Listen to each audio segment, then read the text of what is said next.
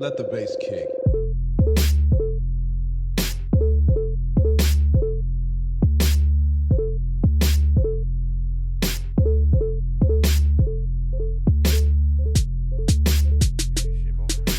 We're not on the glow round yet. What? What? Sorry about that now, You friend. can hear yourself, right? You know what that means. You can I hear couldn't, yourself. and then now I could. Yeah, well, I told you. I used to gave you a could. warning. I told you we were used about to to do it. Fair warning. There's no If way you we're give me a live second, now. I used to could. No, we're definitely. It's too late for all that. Mayonnaise. Yeah, we'll just flash that right there for just a second. All right. Sorry about that, guys. Little false start. My product placement good. What up? Whoa, What whoa, up? whoa. What up? What up? What up? What up? You weren't joking. I am Will. This is Marcus. Still. That's Jay. What up? And this is Gendel the Magnificent. Hola. You guys, it finally happened. We've been talking about this for years, for like at least At the last least 2 as years. long as the podcast. The last 2 years we've been doing the podcast. I want to say real quick, I think that he was one of the reasons the podcast got started was the whole thought of getting stories down from legends Oh, around. yeah. He was definitely a part of Your that. name was a part of the beginning of this. Yeah. But everybody that is watching at home, if you don't know this man, then you either have never played Seven Oaks, or when you did, you were wearing earplugs. But this is my friend Rodney Goad, everybody. And we are so excited to have you in the Sapphire Lounge with us, my dude. We have been talking about this, like I said, for eons, and what feels like eons anyway. I'm happy to be here, man. Yeah. This is a tickle to me. We're stoked. We're tickled as well, since we're tickling and all. I'm not Whoa. ticklish. Jay, Whoa. where's your hand? Whoa. I'm not ticklish. On the table, sir. Jay, put your hand back. What does this mean, Jay? Oh, dude, I remember this game, but I can't remember Can I what do- it's for. can I do it back? Whoa. This Can I do COVID it back? time. COVID time. Social distancing, guys. Whoa. Sorry. We put We're the 6 feet away, even though the camera makes it look like we're super close. yeah, it shrinks the space. It's a huge room. Yeah. But we And we're big. we put the 100 by thermometer 100 up, but at we did least. scope Rodney, so he's relatively safe. I got As safe as he ever has been. I got At COVID least. tested this week, and I am negative. Doc, Did you do the nose test? Yeah, I had it done. It wasn't as bad as everybody made it out to be. It wasn't. No, it's mildly uncomfortable from what I understand. it but I tickles used to more do than a trick anything. in middle school where I'd unfold a paper clip and stick it as far up. Everybody Whoa, like, oh my God. whoa. So there's some Wow. there's some things explained. Middle school, dude. All over again. You could see we could erase on somebody's arm and stand it. When you're not gifted at traditional athletics, and you're Sports ball. and you're not the most attractive young man in the school, You and are you're new in beautiful. town, and you got to impress some people and make a new crowd. You know what I mean? Sometimes you got to drastic times call for drastic measures. Let me show you this cool trick I can do. Mine might have been, let me show you how I can bend this school book over my head. Anyway, That's a good trick. All right, guys. So we have a lot of fun that we are going to have tonight, and we've got a lot of information that we want to put on your brain pans before we do that. So, A sampling. yeah. And we know that the live stream is always a little bit laggy. It appears to be functioning pretty well tonight, though. Looks like we got about 4 or 5 people watching. Shout out to those guys. Thanks for tuning in. I'm not looking at the chat right Hey, now, 4 or so I 5 don't know people who's watching. here because I have another opening. We're famous. On Oh my my phone. goodness. 5 Dude, people. Yeah, 5 people at least care. imagine how excited they are. But they know it's going to be later before Rodney really gets to talking. That's why they're waiting. They're like, I'm going to have dinner. We'll come back when he's really nice and tight. Like really nice. Well, and we got to tuned get to up. the breakdown. Yeah. I remember this one time. This one time. Yeah, weekly breakdown. Let's get right into it, guys. Saturday, we do have random draw doubles at Seven Oaks at 2 o'clock. And I believe the ace pot is somewhere between $50 and $100. But that's 2 o'clock round. So get out there about 1:30. Sign up. Either Dr. John Williams or Mike McDaniel will be out there getting people took care of. So go check that out on Saturday afternoons. On Sundays, we've got Seven Oaks Sunday singles. I've got a flyer for that. I should probably pull that up. Boom. Sunday singles at Seven Oaks. Last Sunday of every month, they will go to Cane Ridge. Ace pot for that, I believe, is at $200. So get you some money. Be a good one to go get. And then also on Sunday, and I have a confirmed update from Robert Zavala, Big Z, is that Cane Ridge doubles which is currently functioning on a bring your own partner format, will be coming back on August 2nd. So if you would like to play BYOP dubs at Cane Ridge for a $200 ace pot on August 2nd, shoot Robert Zavala a Facebook message or get in touch with him to sign up with and let him know who your partner is, what your team name is, what division you're playing, all that good stuff. It's $20 a team, and it's a lot of fun. Big Z is a good guy, and Cane Ridge is awesome. Yep. So go play it and get you some money. Monday, we've got Squancher's Ferry random draw doubles at Sanders Ferry Park. So, yeah, and that's with our friend Russell Hammond. And that is a 5 o'clock sign up, 5:30 T, $10 all in, $5 optional CTP to help raise money for new baskets. And the ace pot for that right now, guys, is at $304. Yeah. So get you some money. Shout out to Russ. He's fam. Yep, we love Russell. No, literally, he's fam by marriage now. Oh, that's right. You guys are related now. Yeah. You and Russell are right. By marriage, yeah. Believe it or not. Disc golf makes the world go My around. sister-in-law Beauty. and his wife are cousins. So somehow down the line, it's just cool. That's heartwarming.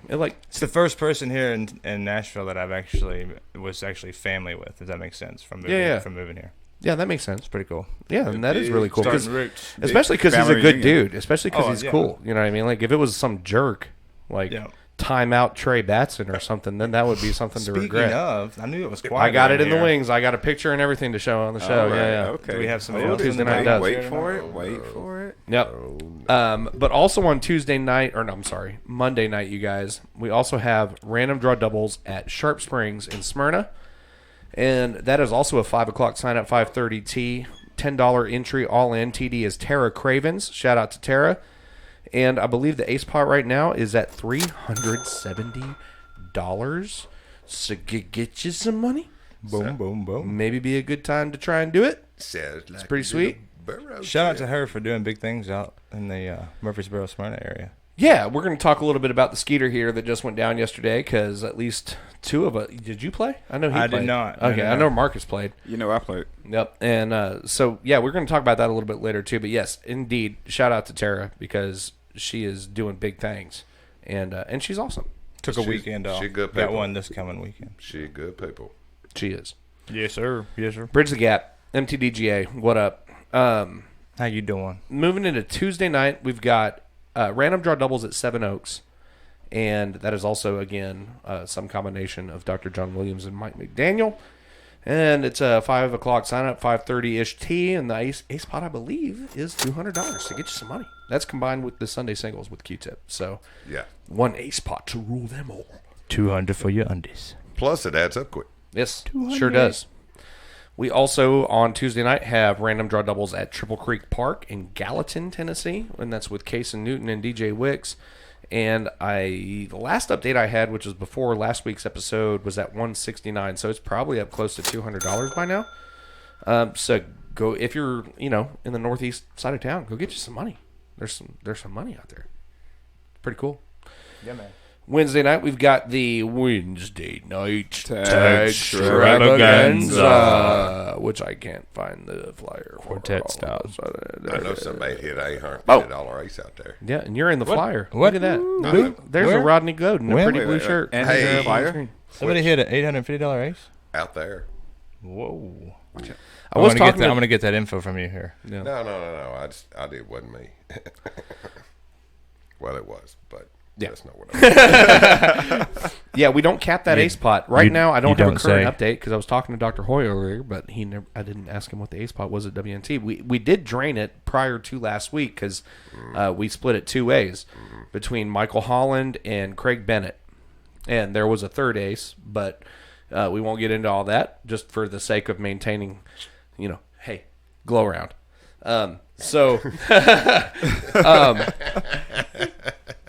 Yes, but we did have a big turnout last week as well. I would say it was probably around 40 people, so it could potentially be $80 in the ace pot, close to $100. So get you some money.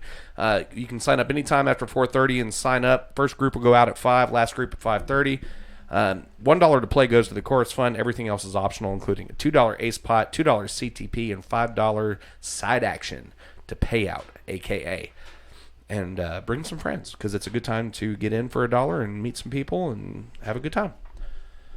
Also, anybody that's been playing the bag tags or any of our other events, if you have prizes or bag tags or anything that we are holding for you, you can always come to Seven Oaks anytime between 4:30 and 8-ish and pick those up. Also, Wednesday night, we've got random draw doubles at Cedar Hill with Billy Fowler and company. And don't have any updates on the ace pot there, but they also do not cap that. So, and it usually goes a while in between getting hit. Is it pretty high, Rodney? What do you think? I'm not sure right now. Care to take a stab at it? You probably have a more recent update than I do. I thought I heard a 370 or something like a week or two ago. Pushing forward. I don't even know. Get you some money. Don't hold that to me for sure. But You're the most reliable source I have at I my haven't- fingertips right now, buddy. I honestly haven't been out there and played their gig. So in a couple of weeks. Well, you've been out there more recently than I have, so thank you. But yeah, go see Billy Fowler and company out at Cedar Hill. That's always a good time. And like I said, hard course, they don't cap their ace pot, but there are some aceable holes out there, so you could potentially get you a big old stack of cash. We also, on Wednesday night, have random draw doubles at Henry Horton State Park by Duck River Disc Golf. And I didn't get an update this week from them, but the last update I had was their 4 bounties are at $260, which that probably means that they're probably around $280 based on recent trends. So that's 4 holes that if you ace them, you get $260. That's a dedicated ace pot per hole. So there are 4 of those at probably around somewhere around $280. And hole 12, the Stairway to Horton, if you ace that one, you get at least at least $385. I'm going to say probably over $400. So get you some money. I have. You gotta Glow round. I haven't played Horton since they've redone the baskets. Yeah. So you said Stairway on 12. Is it elevated? I keep leaving the WNT flyer up on the screen for like 20 minutes. Sorry, go ahead, right. Rodney. So does that mean the 12th hole there is elevated now? Yeah, and now it's got like a spiral staircase around the base. I didn't know. Yeah. That's cool as shit. Yeah, you need to go out there and check it out. And they got new baskets and all that stuff, so it's highly playable. Sorry for breaking in there. No, but man. That was like, You're allowed. You're the guest of honor, Yendor. Sorry. You don't even know, bro. Boy Blue. So that's your Wednesday night, guys. And then on Thursday night, we've got random draw doubles at White House Park in White House, Tennessee with Lance Kirby. And that is also a $10 entry, all in. $1 goes to course fund, $2 to ace pot, $2 to CTP, $5 to payout. You can sign up at 5:10 at hole 1, and it's a 5:30 sharp tee. And Lance Kirby is the tee. D. TD. 5:30 T. We're already going to start freestyling. If you It's want not a even the tee. glow round yet. Talk to the TD. Yeah. So holler at Lance Kirby. Ace pot there is $300. Get you some money. Get you some money. dollars. Sorry. Also Thursday night, White House is in the north side of town. If you're on the south side of town, you got random draw doubles at Barfield. And that's also a Tara Cravens event. We don't have a flyer for that one yet, but the ace pot is shared with the 2 Monday night Sharp Springs doubles. So that's also at $370. 1 ace pot to bind them. So Thursday night is looking good. Let me get the White House flyers down. I forgot to take that down. I got to get better at that. Marcus, help me out, bro. I got you. Friday night, you guys, I just went out for the first time, shamefully for the first time, and played the Two Rivers Bag Tag Series this past Friday with Donnie Bannister and them. And, man, that course is just playing so good right now. And we played a layout with a bunch of the alternate pin positions. And, man, it was just a ton of fun. It was ridiculously hot. Several people had to quit. Whoa. Yeah. But, again, as per usual, I played very well when I was really uncomfortable. That happens to me quite often. Big fan of hole as 3 I've out there. talked about on the show before. But you guys, the Two Rivers Bag Tag Series has been going on for several weeks now, run by Black Monocle Discs, and we're going to be having Donnie and hopefully Zach Evans on the show here soon to talk about the project at Two Rivers and the future of Two Rivers and everything going on there. But for the time being, just know that there is no Two Rivers Bag Tag this Friday because the championship is going to be next Friday. So we're skipping a week, and then they're going to do similarly to what we do at our bag tag series, double points for the championship, the final week of the round. So, Nice. yeah, and everything that they're doing with this bag tag series is raising money to finish the project. They just got a few tee pads left. They're putting in signage. They're getting a course sign made. So Zach and the company has done really well on the redesign. it's better than it's ever been, right? It's Or in a long time. It's better than it's been in a Long time. Yeah. I mean, there are a handful of people that don't like the layout, but I've said this on the show, and we might talk a little bit about it in the glow around. But the people that don't appreciate what it's become either want it to be something it can't be, or don't understand the problems that were inherent with the previous layout. I think I'm afraid to say I was one of the people, and I love the layout now. Yeah. He's done well. Yeah, I agree. I mean, so a top-rated pro can come in and bust it. So can some of the top locals. Whatever. It's a golf course. Enjoy it. Get you an ace while you're out there. Yep. If that's what happens, I mean, it ain't that easy, but you know what I'm saying. Yeah, for sure. And the guys, the only other event we have of our final event of the week, weekly breakdown, we've got the weekend kicked off. Weekend Saturday. All right, we got the weekend kickoff with Jordan Webster, and they are going to Cedar Hill this Friday, and the ace pot is at $124. There you go, guys. AMs get in for 10, pros for 15. That includes ace pot, CTP, and $1 to the course fund. So go check that out. Get you some money. Get you some money. Dollars. So yeah, we briefly talked about the Skeeter heater, and Marcus, I know you were out there on yesterday, aka Sunday. AKA Sunday. I didn't go and play the Saturday events, but I had a great time Sunday. I like the virtual. Jeff Castellina and Tara Cravens. Tara Cravens. Okay, make sure I didn't say her last name No, correctly. you're good. Yeah, they had a virtual Facebook style sign up meeting, virtual meeting. I saw that. Big fan of it. It's really cool. That way you can check out anything you need to know at any point. Because I was like 10 minutes before, like, let me make sure, and I can just basically go back to that virtual meeting and just rewind it, fast forward, and get where we need to be. So that was cool. I want to add to that. The Skeeter heater is the most appropriately named tournament I think Ever. that exists.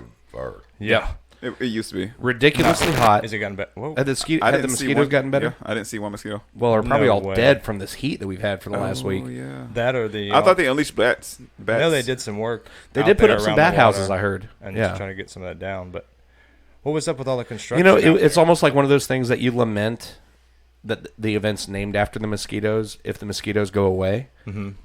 But nobody's going to be sad to see those mosquitoes go away. No, and it's still hot, so it does I think it to was put like, it on top of it. I think it was like 05. The shirt for it was one bloody sucker. I'm telling you. Did they have a CFR disc for that too? You couldn't really get out of there without like 1,000 bites. Oh man! Oh yeah. Any person. And it I was hated it. Particular holes. It was always 9 and then 15, 16, 17. Yeah. It felt like. Well, no, maybe not 15. The first one going into the woods. 16, 17, maybe 18. Couple quick things to mention about the Skeeter heater this year. This was the 16th annual, so this is a very long-running historic event. Golf snaps. Been a lot of very prestigious champions at this event. This has been historically one of the bigger events in Tennessee, and a lot of people have it in their resume. And you know what I mean. We talked to Dan; he's played the Skeeter heater, and that's probably one of his career wins that he's got on his 20. I can see that. But Did it fill? Yeah, it was full. It did. Yeah, it was totally full. And shout out to Dr. Hoy, who couldn't be here this evening because he's working at the hospital saving babies. But Doing things. he bought a PDGA membership for our friend Stone Smith. And I saw that. Yeah. Ain't that freaking Dude. awesome. So, yeah, Dr. Hoy saving more than babies, saving disc golf babies, making new disc golf babies, just investing in the careers of people. Like Stone Smith really was, and I could tell he was very, very appreciative of that and excited. Sure. And he's been working really hard on getting his game better. And he went out there, and in the first round on the temp course, he shot a 1034. I believe that was the unofficial rating. Original course. Yeah. Was the Original. first round on the original course? It First was. round, the original first. So he shot 1034 on He's a good sharp he's a- swing. he's a good golfer. He's a hell of a golfer. Well, and what's crazy, I was going to say, if you're struggling with your game, take Stone as an example. If you get out there and work at it and learn the actual game, you can improve super quick. I mean, it didn't take him any time to get there. Well, the guy putts. He does do that. He texts me every morning. He's like, "Hey, Marcus, I just got 100 putts while we're playing it." I'm like, "Oh yeah, way to let me know that you've got more putts than me than I've been sleeping." Like, I mean, seriously, like I haven't slept. And don't let him fool you. He has a job. He works and makes money as well. So it's not like he's just playing disc golf. And he's young, dude. So much energy. You carry so much. You carry the thought of like putting the time and practice in. Geez, you're going to see the improvements. Absolutely. Yeah. I'm proud of that little boy. He's come a long way since his days. He's done way good. He shot out to me yesterday saying a little props. You part of. I was like, no, man, your skill's a big part of it too. Love you, man. Yeah. Big up to Stone Smith. That was an excellent first performance as a PDGA member. And that's a B-tier event. So that goes a long way. He's getting some points for that one. He tied for fourth with Ron Howell. I don't remember what his round 2 was rated. I think it was 980 something. 980 maybe. And he shot round a 46 in the first round and a 53 in the 7th round. So really good shooting, Stone. And big up to Blake Waldron taking down the win by 4 strokes at a 92 combined for both rounds. Nice. Play as an athlete. Yeah, dude. And he's just a nice guy, too. I like Blake a lot. And he can throw a Frisbee well as well. He does throw very well. As well. Coming in second, we had Chase Van Berkeley. So that was also cool. And I mentioned Ron Howell and Stone Smith tied for fourth. But in third place, we had Cody Taylor. And, man, there's some other notable facts. Ratana Meekum from Huntsville. Park City. Took down FPO. Yep, Park City. And, man, Sean Aaron has been on a tear lately in MP40. Yep. He took first at the Skeeter Heater by 5 strokes. He shot a 104 right ahead of David Harless at a 109. I think that was good. Yeah, and if you beat David Harless, that's one accolade. But there's some other names on here that have been playing for a long time. You got Aaron Sims, John Burlingame, Sean Groton, Jeff Castellina, Brian Sales, Jason Skipper, Jeff Lorenz. I mean, like, all these guys are solid golfers. Yep, shout out to Jeff. But, yeah, so that's really cool to see. Alex Officer, congratulations on your win, but you need to move up. That was back-to-back for him. It's after. I believe that's glow 2 round in a row. Glow round. Glow Okay. round. Sorry. Glow round. Scratch that. No. I'll bleep that for the intro. He rarely plays now, but that's just how good he is. I want to say shout out to all the ladies, man. The advanced women's division was, as stacked as a women's division usually is, but you've got Alex Stewart taking down the win with a good job, Alex. in advanced Good job. total combined score of 140. Looks like there's a playoff there. That looks like there was a playoff. It looks like Shantae Cox, our friend Shantae, Golf Snaps, also shot a 140. But yeah, big ups to them. Miranda Caleb's also coming in third. Caroline Lux in fourth, and Sarah Hoyle, our dear friend Sarah Hoyle, in fifth. Shout out to Caroline and I believe David Nelson. Are they engaged now? They are. We have mentioned that on the show, but was I not? I must not have been here. But shout out to them. Yeah, but shout out to them for sure. So yeah, that's the Skeeter Heater, guys. And again, thank you to Tara Cravens and MTDGA for putting on such a prestigious event. That's always a big one in the area. So I unfortunately was not there in any capacity, but I really did enjoy a day inside in the air conditioning since the AC went out in the van. Oh, no. And, life's been rough for the last week. But I didn't go outside one time on Sunday, and I played video games all day. What? Yep. It was awesome. You gotta let your body cool off. I need to know what you're playing in the glow round here. Last of Us 2. The Last of Us 2. He brought We'll speak more about it. Yeah, for sure. I spent a lot of time outside this weekend. Not playing disc golf, unfortunately, but just getting stuff done around the house. What did you do, buddy? I did both. Did the usual. Take care of my boy at some point. Made me feel bad. All right. Real quick, I played guys. disc golf and I got work done. I've got several more things we should cover before we start sorry, chatting. Dad. No, it's all good, man. All it's right. all good, son. All right. Let's keep moving. I just want to make sure that everybody gets their due attention. I want to say, you guys, the Battle of Music City, the team challenge, Oh, yes. Registration closes on Thursday. There's only 4 teams signed up so far. I'm one of. And I believe they have room for 12 teams. Yes, you are. And, dude, the players on some of these teams, and I had it pulled up, but I don't have it anymore. Let's just say, everybody, if you're going to put together a team, everybody's got a ringer. Every team's got a your ringer. rating, because this is definitely one of those events that you can put some hitters in some rating situations. As far as the way the format is, like division, we'll play division. Mm-hmm. Match play? Sure. So I'm not sure if everybody understood that. Sure. Well, we had Andrew on the podcast to talk about it and explain it to everybody. I'm sorry I missed it. No, it's fine. No, that's why everybody should watch the podcast or listen to it. I would say contact him if you need to know more about that. Yeah, get in touch with Andrew Lamont on Facebook. He's the TD of the event. We're helping him out. I plan to be there that day. But the format is really cool. It's not something that we do around here. Everybody's familiar with the 4-man shamble at Nashboro, and they're familiar with the Ambassador Cup Team Challenge format, where it's really cool. We don't get to play a lot of team golf. I mean, everybody goes crazy for BYOP dubs whenever we do it, like Voodoo dubs and all that different stuff. And it's a really fun format to do team stuff, but not a lot of people have played it. And now you're talking, we've mentioned this on the show before, but there's a lot of new people playing that never even have heard of like Wolf or Scramble or any of this stuff. Don't have any idea how it works. So I can understand for people like that how this could be really confusing. But match play, it's like it's a hole by hole score. Exactly. So, you're playing against one person, and whoever takes that hole, gets the point for that. I think where the confusion comes in, where you're only playing a certain amount of holes, and then you're playing a round robin with everybody that's on your card. So I think if you talk to him, he can, because he had to explain it to me as well. But like, talk to him and he can. Well, you're always playing against a player from your division in an opposing team. Yep. So it's 6 holes of match play. Obviously, you can finish before 6 holes if you just sweep. But then, obviously things push too. Sure. So you're playing 6 holes against one person, 6 holes against another person, 6 holes against another person is the way I understand it. Yeah. So it's going to be fun, and it sounds really complicated. But I was talking to Andrew because we had J Ray at Ogwood, and we did a doubles tournament on that Sunday. And the second round was like 6 holes best shot, 6 holes alternate shot, 6 holes combined score.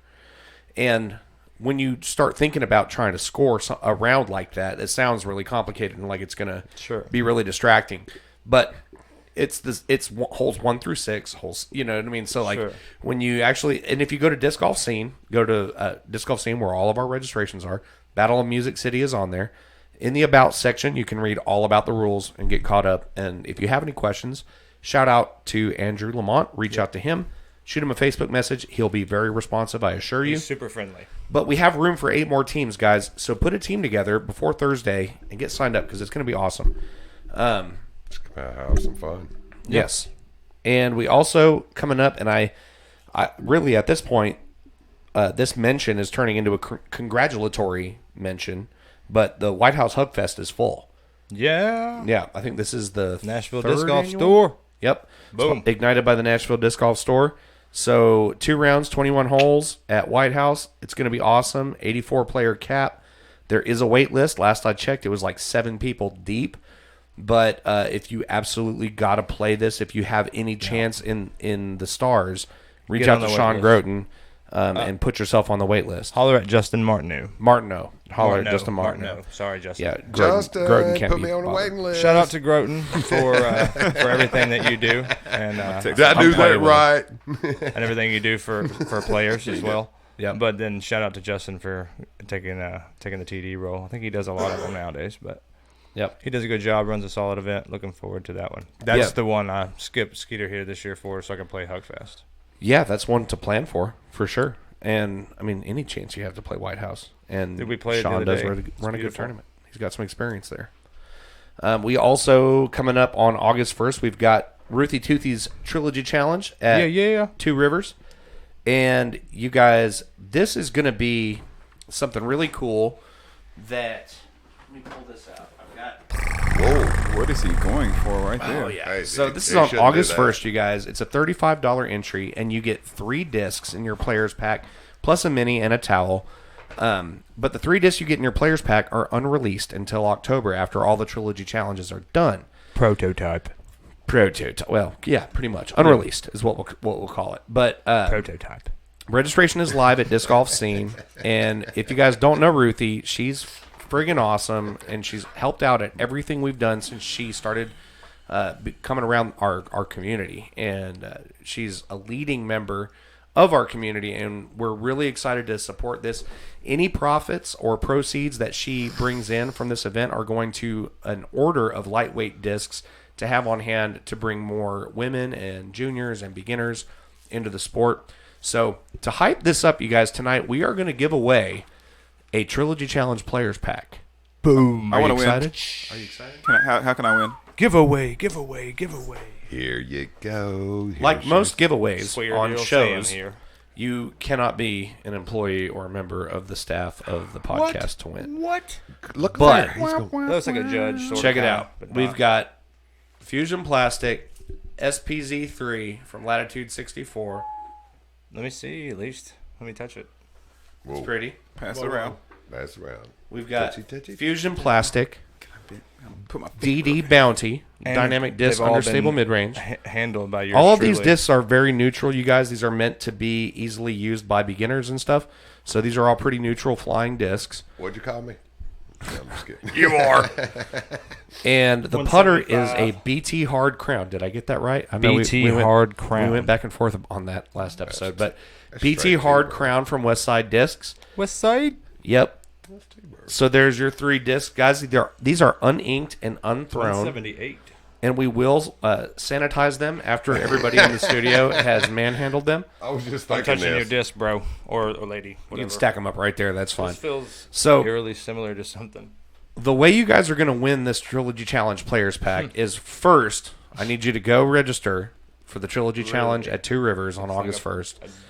Then I need you to send an email to mcdgpodcast@gmail.com. Yeah. And you need to answer a very specific question. In our last episode, episode 89, there was a video clip added to the post-produced YouTube video of the show. And I'm not going to tell you what part of the show, but there was a clip that I added into the show for the YouTube version What?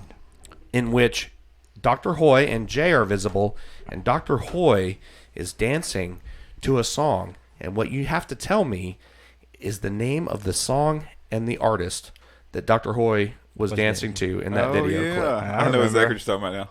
Yep. So, don't know. Yeah. Oh, okay. I thought you were going to hum the tune. I was like, don't you ruin it. I don't want to ruin it. Yeah. Jeopardy. So, you guys, one more time, if I can pick it up with one hand, and I just knocked the camera over. But, yeah, Trilogy Challenge Players Pack.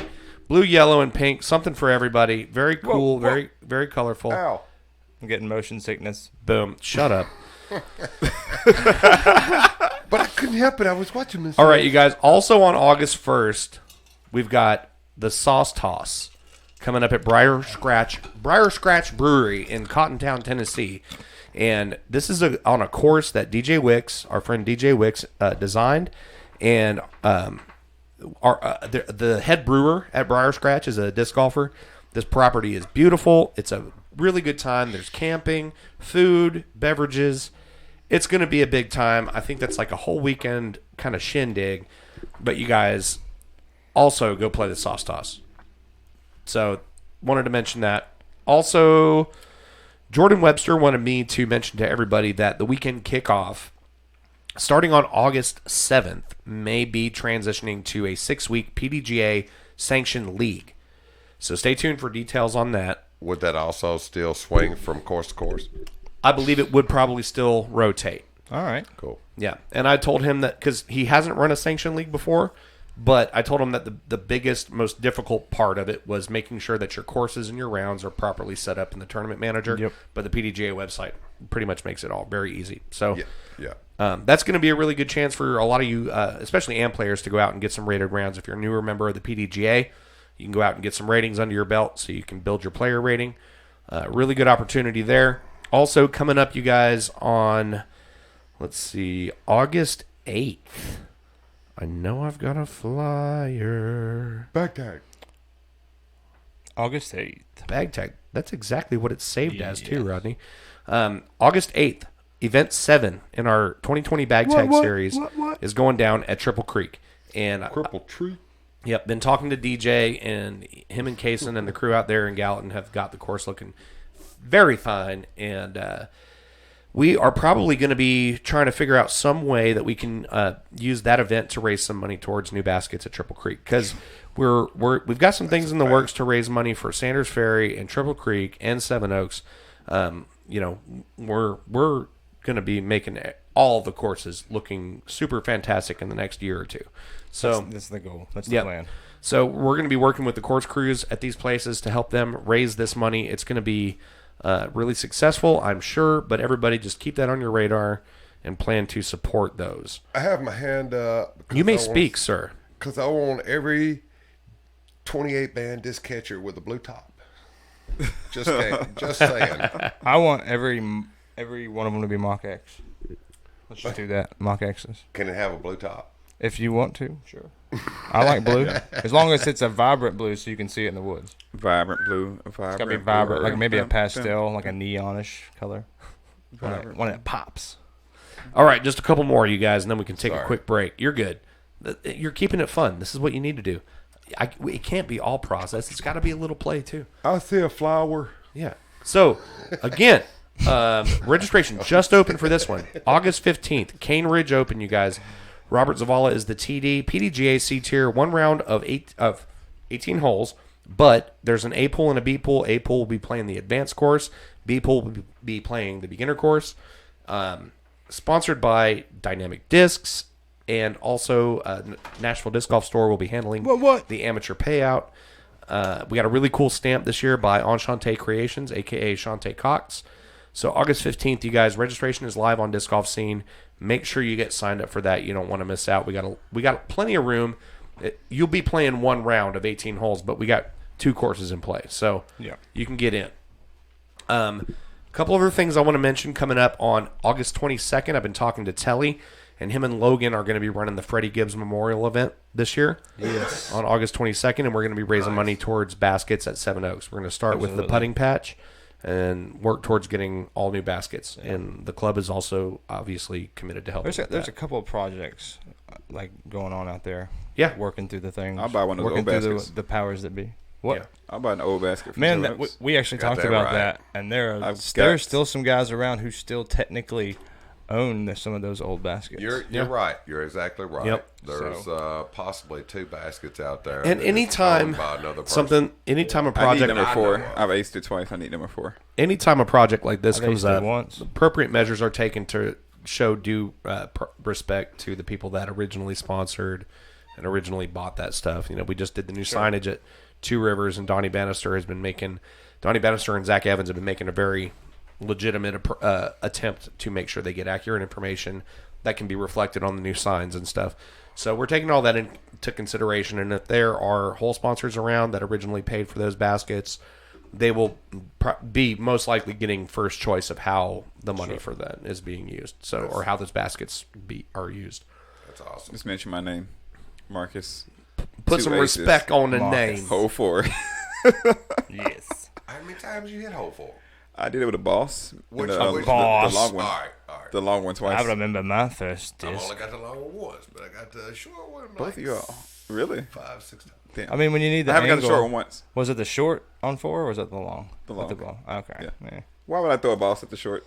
I mean, some people like to get big hyzers, a lot of angle, Was there a lot of crash. Was there ace ball? No, I think I was with memories. I think I was Jake the first time. Goodman? McGuire. And okay. A minute. Mm-hmm. Yeah. Missed that fella. I know, right? And the second one, I can't remember who it was with, but is this Johnston? What's his name? Mr. Rusty? Rusty, yeah. Yeah. Rusty, yes. I remember Rusty. Yeah, I played with some great disc golfers, Rodney. So have I. So yeah. Marcus. All right, and wrapping it up. You look at me, you can say greatish. We're gonna play. I can prove that if you look. We're at my gonna play who can make Rodney blush first here in just a right. few minutes. I can prove it. But If you look at my first and last round from the Skeeter Depends on what heater, the words are. Rodney, greatest is if you look at my first and last round from the skeeter heater.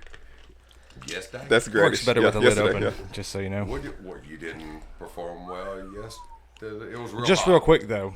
How many real hot. aces do you have on hole 4 at the Oaks? Well, I've got 2 black aces on the gray. I've got 3 aces on the gray and 1 on the orange. Well, a few then. The 2 of the gray ones was ace pots. The orange one was a great ace pot. So Oh, man. It's pretty funny story. My very first ace was in Music City Dubs in 2010, 2011, when James Kennedy was running it. And it was the only Dubs event I've ever played with no ace pot. And it was like, almost. And I remember asking before the round, I was like, no ace pot? And he said, no ace pot today. And I hit my first one. Hole 4 at the Oaks. Nice. I remember I hit an ace on hole 8 at Seven Oaks. One of the, like, in the first year we were running the WNT. Yeah. And after I hit it, I looked at Josh Major and I was like, we should probably start running an ace pot for this. And I didn't hit another ace for like 2 years. That's how it goes. But real quick, you guys, 1 week after the Freddie Gibbs Memorial, we will have the annual Seven Oaks Work Party. Shout out to Dave Griffin. That's going to be, again, August 28th through the 30th at Seven Oaks. Stay tuned for more updates on that. And I want to recap our aces of the week, you guys, real quick. Timeout Trey Batson got him an ace on hole 7 at Seven Oaks during the Tuesday night dubs. Love you, That's Trey. I'll awesome. give you some snaps. Good job, buddy. Snap Good it up job. for Trey. Shout out to Trey. Nice. He Nice. throwed his frisbee in. Same night, Lance Kirby got him hole 6 long at Triple Creek. Yeah. So gold snaps for Lance Kirby at Triple Creek. Nice. I heard that was like across a creek and skipping and stuff. Oh, yeah, island Really? shot. Yep. It was quite Nice. miraculous from what I understand. He looks happy. Yeah, for sure.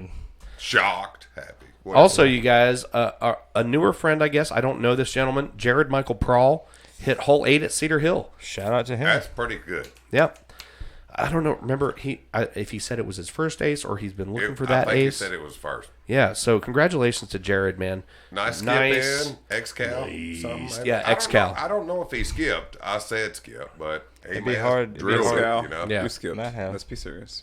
Yeah, I was going to should've. say it's got to be a I skip. mean, It's gotta go. And I'm going to go ahead and mention this one, you guys, because my first ace ever was solo. It was the first and last time I've ever been at Seven Oaks in decent weather, and there hasn't been a single person in eye or earshot.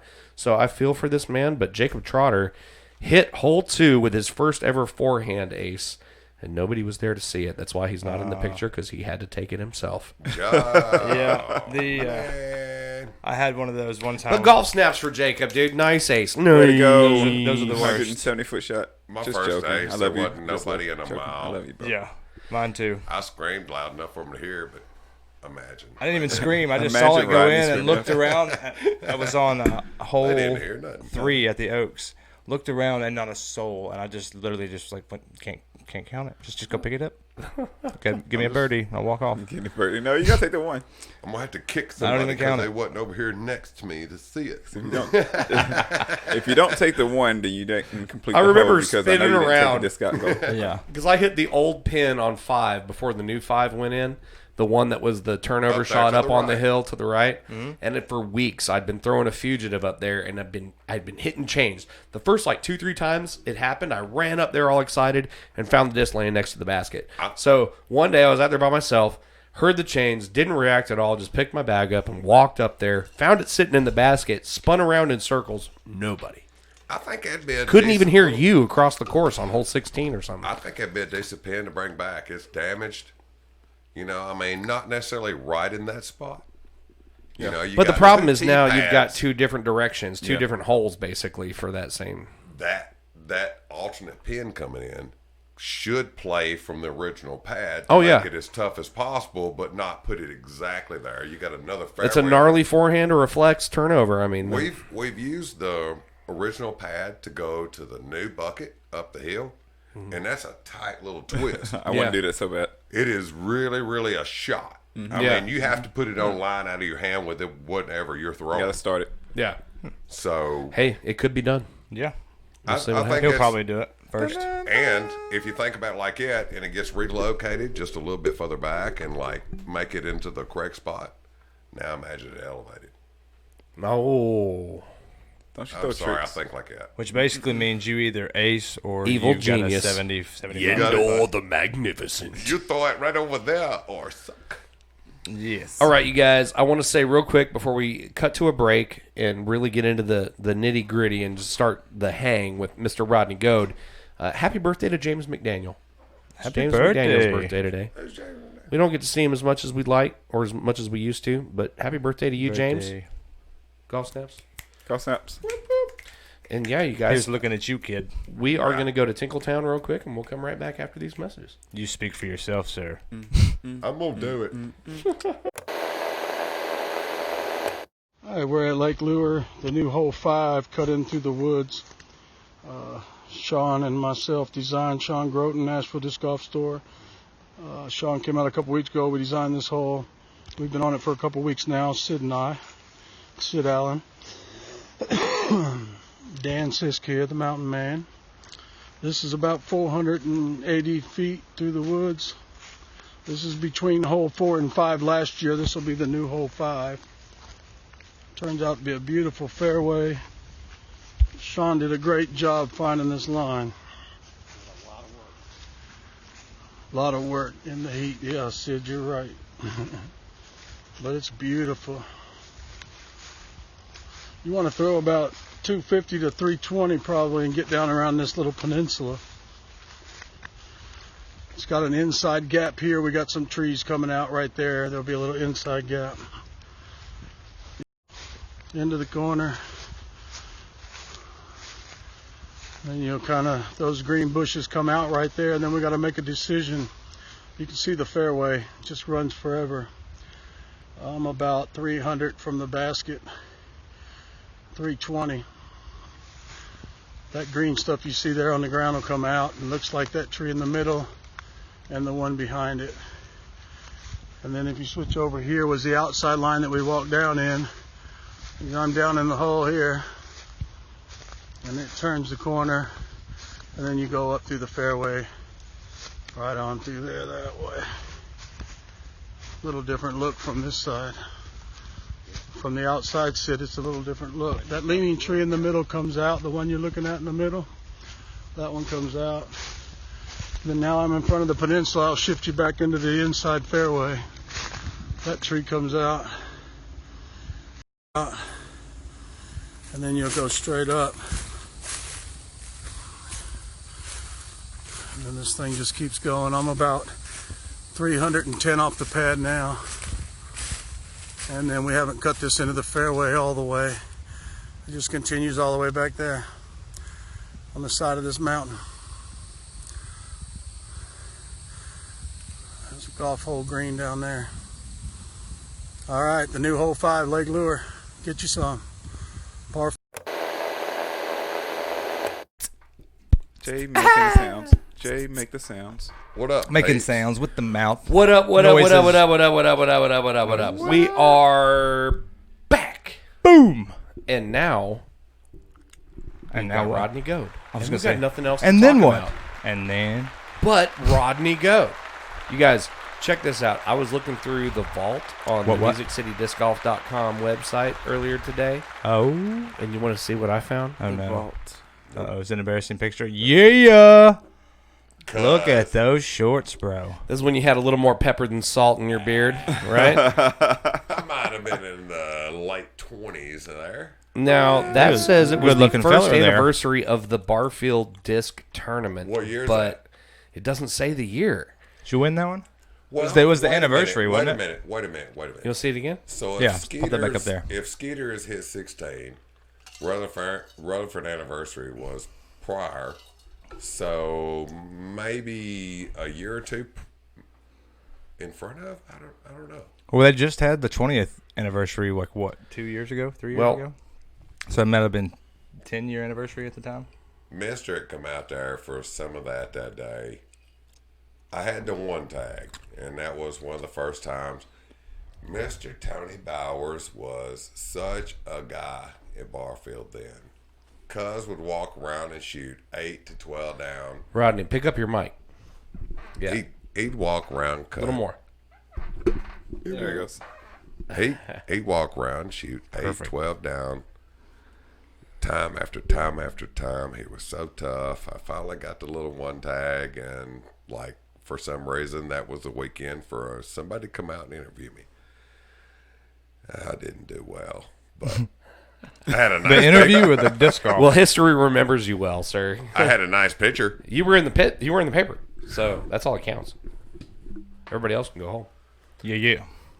That's still pretty awesome, though. It's a good moment. Blast from the for past. Sure. But no, I mean, like, obviously the year that picture was taken and that article was written and that tournament happened is in question due to the fog of history. Sure. But when did disc golf happen to you?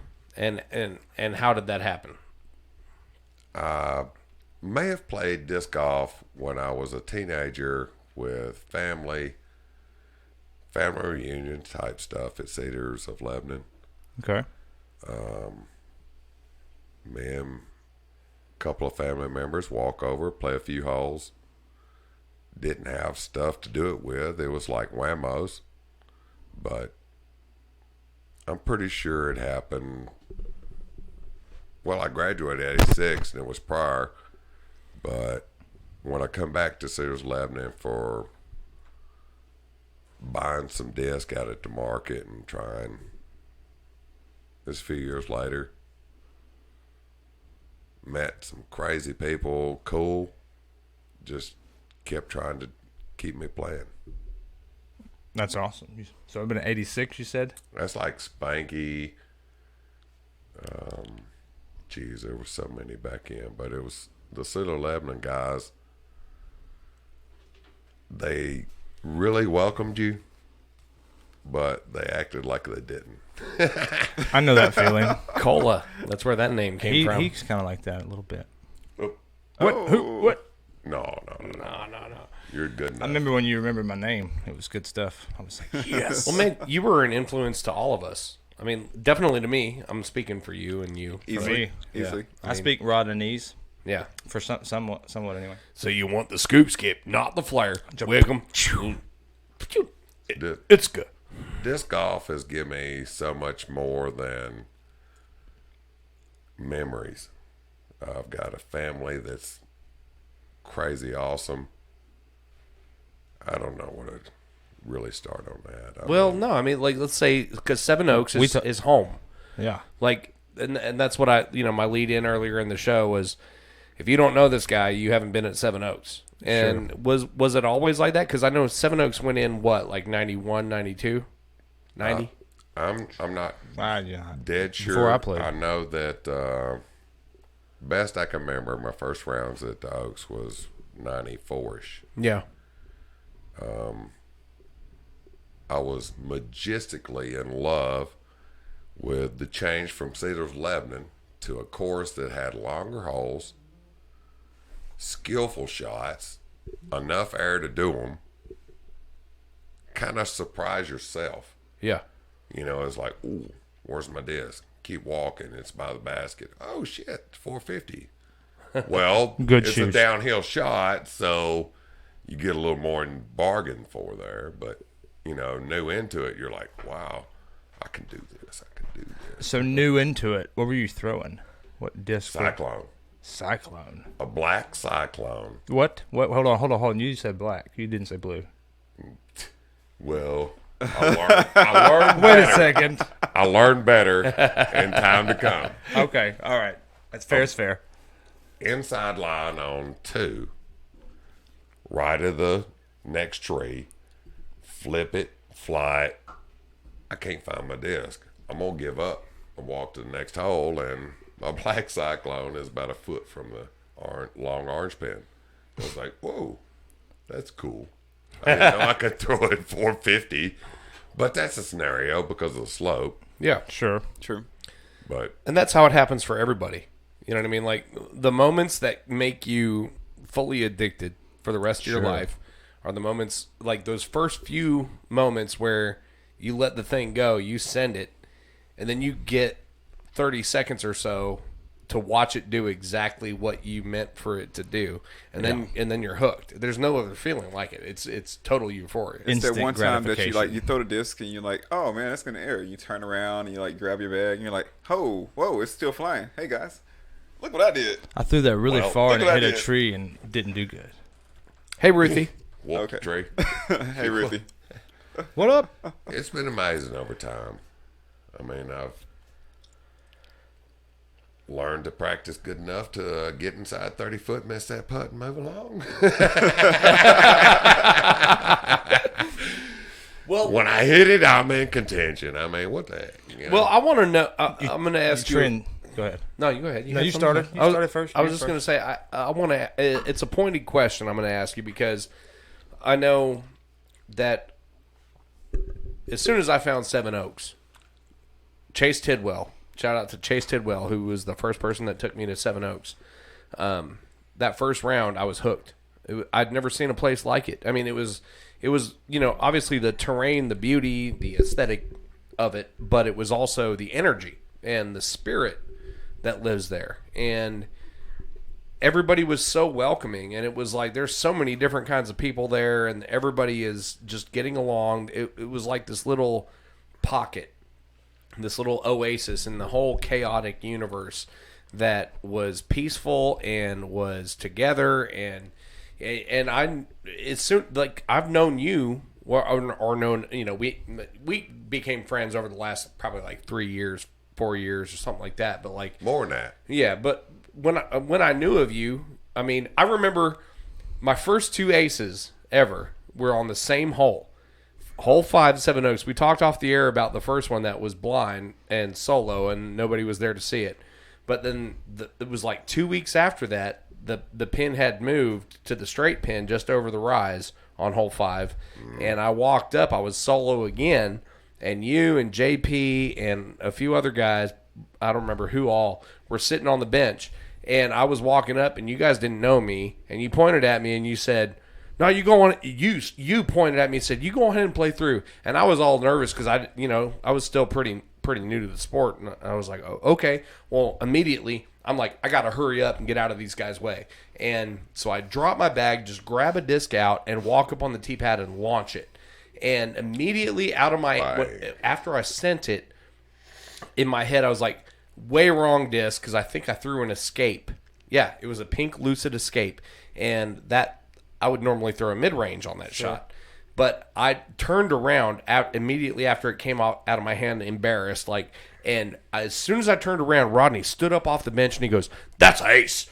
And he's looking, and I'm like, "No, I threw the wrong disc. And as soon as you stood up, JP took off running down the fairway and got over the rise, and I was like, no. And then I heard ching, and I turned around, and JP was jumping up and down with his fists in the air. It's in. And I got you and JP and everybody on my legitimate, because I was so bummed that I got that solo one with nobody to see it, and then I got that. But Dude, that's crazy awesome. But that's, you've been around, you've been influential in my disc golf game as long as I've been playing disc golf. And the pointed question that I was going to ask you was, as long as I've known you, you've never been particularly forthcoming or more specifically overbearing with tips and pointers and stuff like that. Like, we've been friends for a long time, but you don't normally correct my game, and I know that you're holding yourself back because there's all sorts of problems with my game. But the few times when you have given me a tip, it's been like you kind of like do a little knock on the door to make sure that it's welcome, and then you offer it. And I'm sure that comes from years of giving pointers, trying to be helpful, and getting negative reactions from you trying to be helpful. And I know how that goes. Maybe he's ready for the tip of the week. Well, should we do that? Should we get that right out of the way? You said the word tip, I want to hear his answer. Well, the question that I was going to ask you is when did you set out? When did you realize, or did you realize, and when did you set out to be an instructional help? Because as long as I've been involved in disc golf, you've been one of the people that are there to kind of give me guidance and give me those little course corrections. I can remember vividly the last one was I was just standing over there by 11's bench putting on that basket, and you kind of were looking at me like, you don't point your toe at the basket, do you? And I was like, wow, no. I mean, it's like I try to make sure that my momentum and you were like, just cock your foot about 45, like that. And I did it, and I started making putts. And I was like, okay, I get it. I've truly always looked at the single aspect that links all of our stuffs and lives together. If you can throw it and be happy with it, give yourself a chance with the goal of the whole. You're equal with any person. You know you can trust yourself. You know you can fly the shot. Throw the shot on a longer hole. To be able to be proud of that is the single thing that unites us. We can talk about a bunch of things, but if you can throw a shot on a hole that makes you feel good, there's not going to be anything that change it. Yeah. You can come back and repeat it because you know you did it.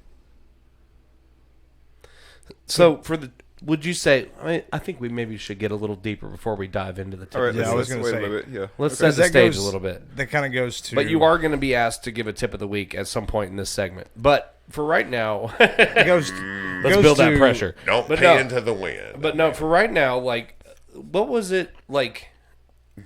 Is it Sorry. to you? Is it more spiritual, mental than it is physical? I mean, obviously, the physical, like things that you would give as tips to somebody playing disc golf could be different for everybody based on their body type and how they Sure, and sure. their muscles and all that stuff. But like, is it more of a? Because I mean, honestly, when you like you just said, when you let go of a circle 2 putt and it's going in, you know it as soon as it comes out of your hand. You can look down. There's a It feeling. don't matter no more. Yeah.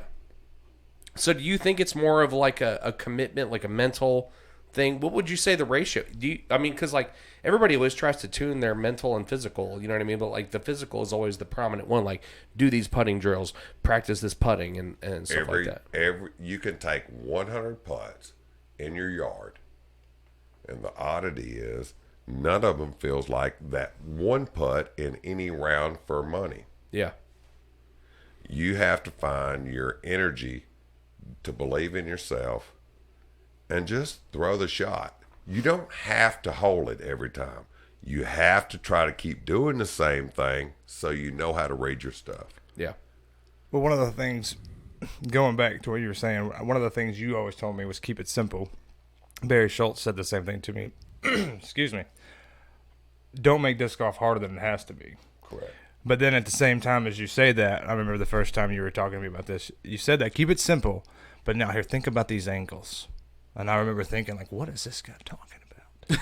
He just told me to keep it simple. Now he's talking angles, and I'm just learning to throw the disc. It's a fraction. You're a fraction off. But you're at 30 degrees. You need to be at 45.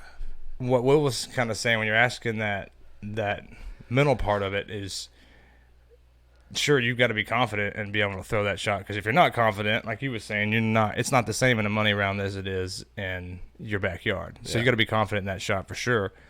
But when you're, it's being able. I think what he does a lot of is not allowing the situation, no matter what it is, to be bigger than what it is. Like it may be a high pressure because we've all watched him sink huge putts for like big amounts of money and against big name pros. Yeah. Straight up.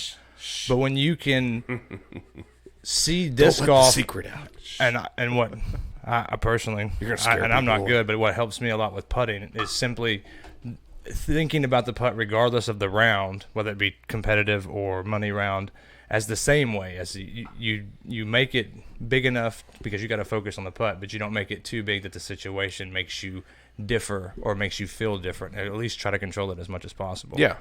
And I think the simplification of it and making it not bigger than it is helps. And I think what you were trying to tell me with that was that think about it in a easier way and focus on the angles of the shot and not about the who all around the shot, I guess The you'd say. person, I mean, we get locked up on playing the person on a card. It might be a higher rated player, and now you feel a little bit like, oh, I got to keep up. dang, I can't mess up. I got to do so perfect. Reality is, every one of us will play a tournament more times over, and we will stress so much on one shot. Sure. And then understand later on one shot meant a lot. We're keyed in on that.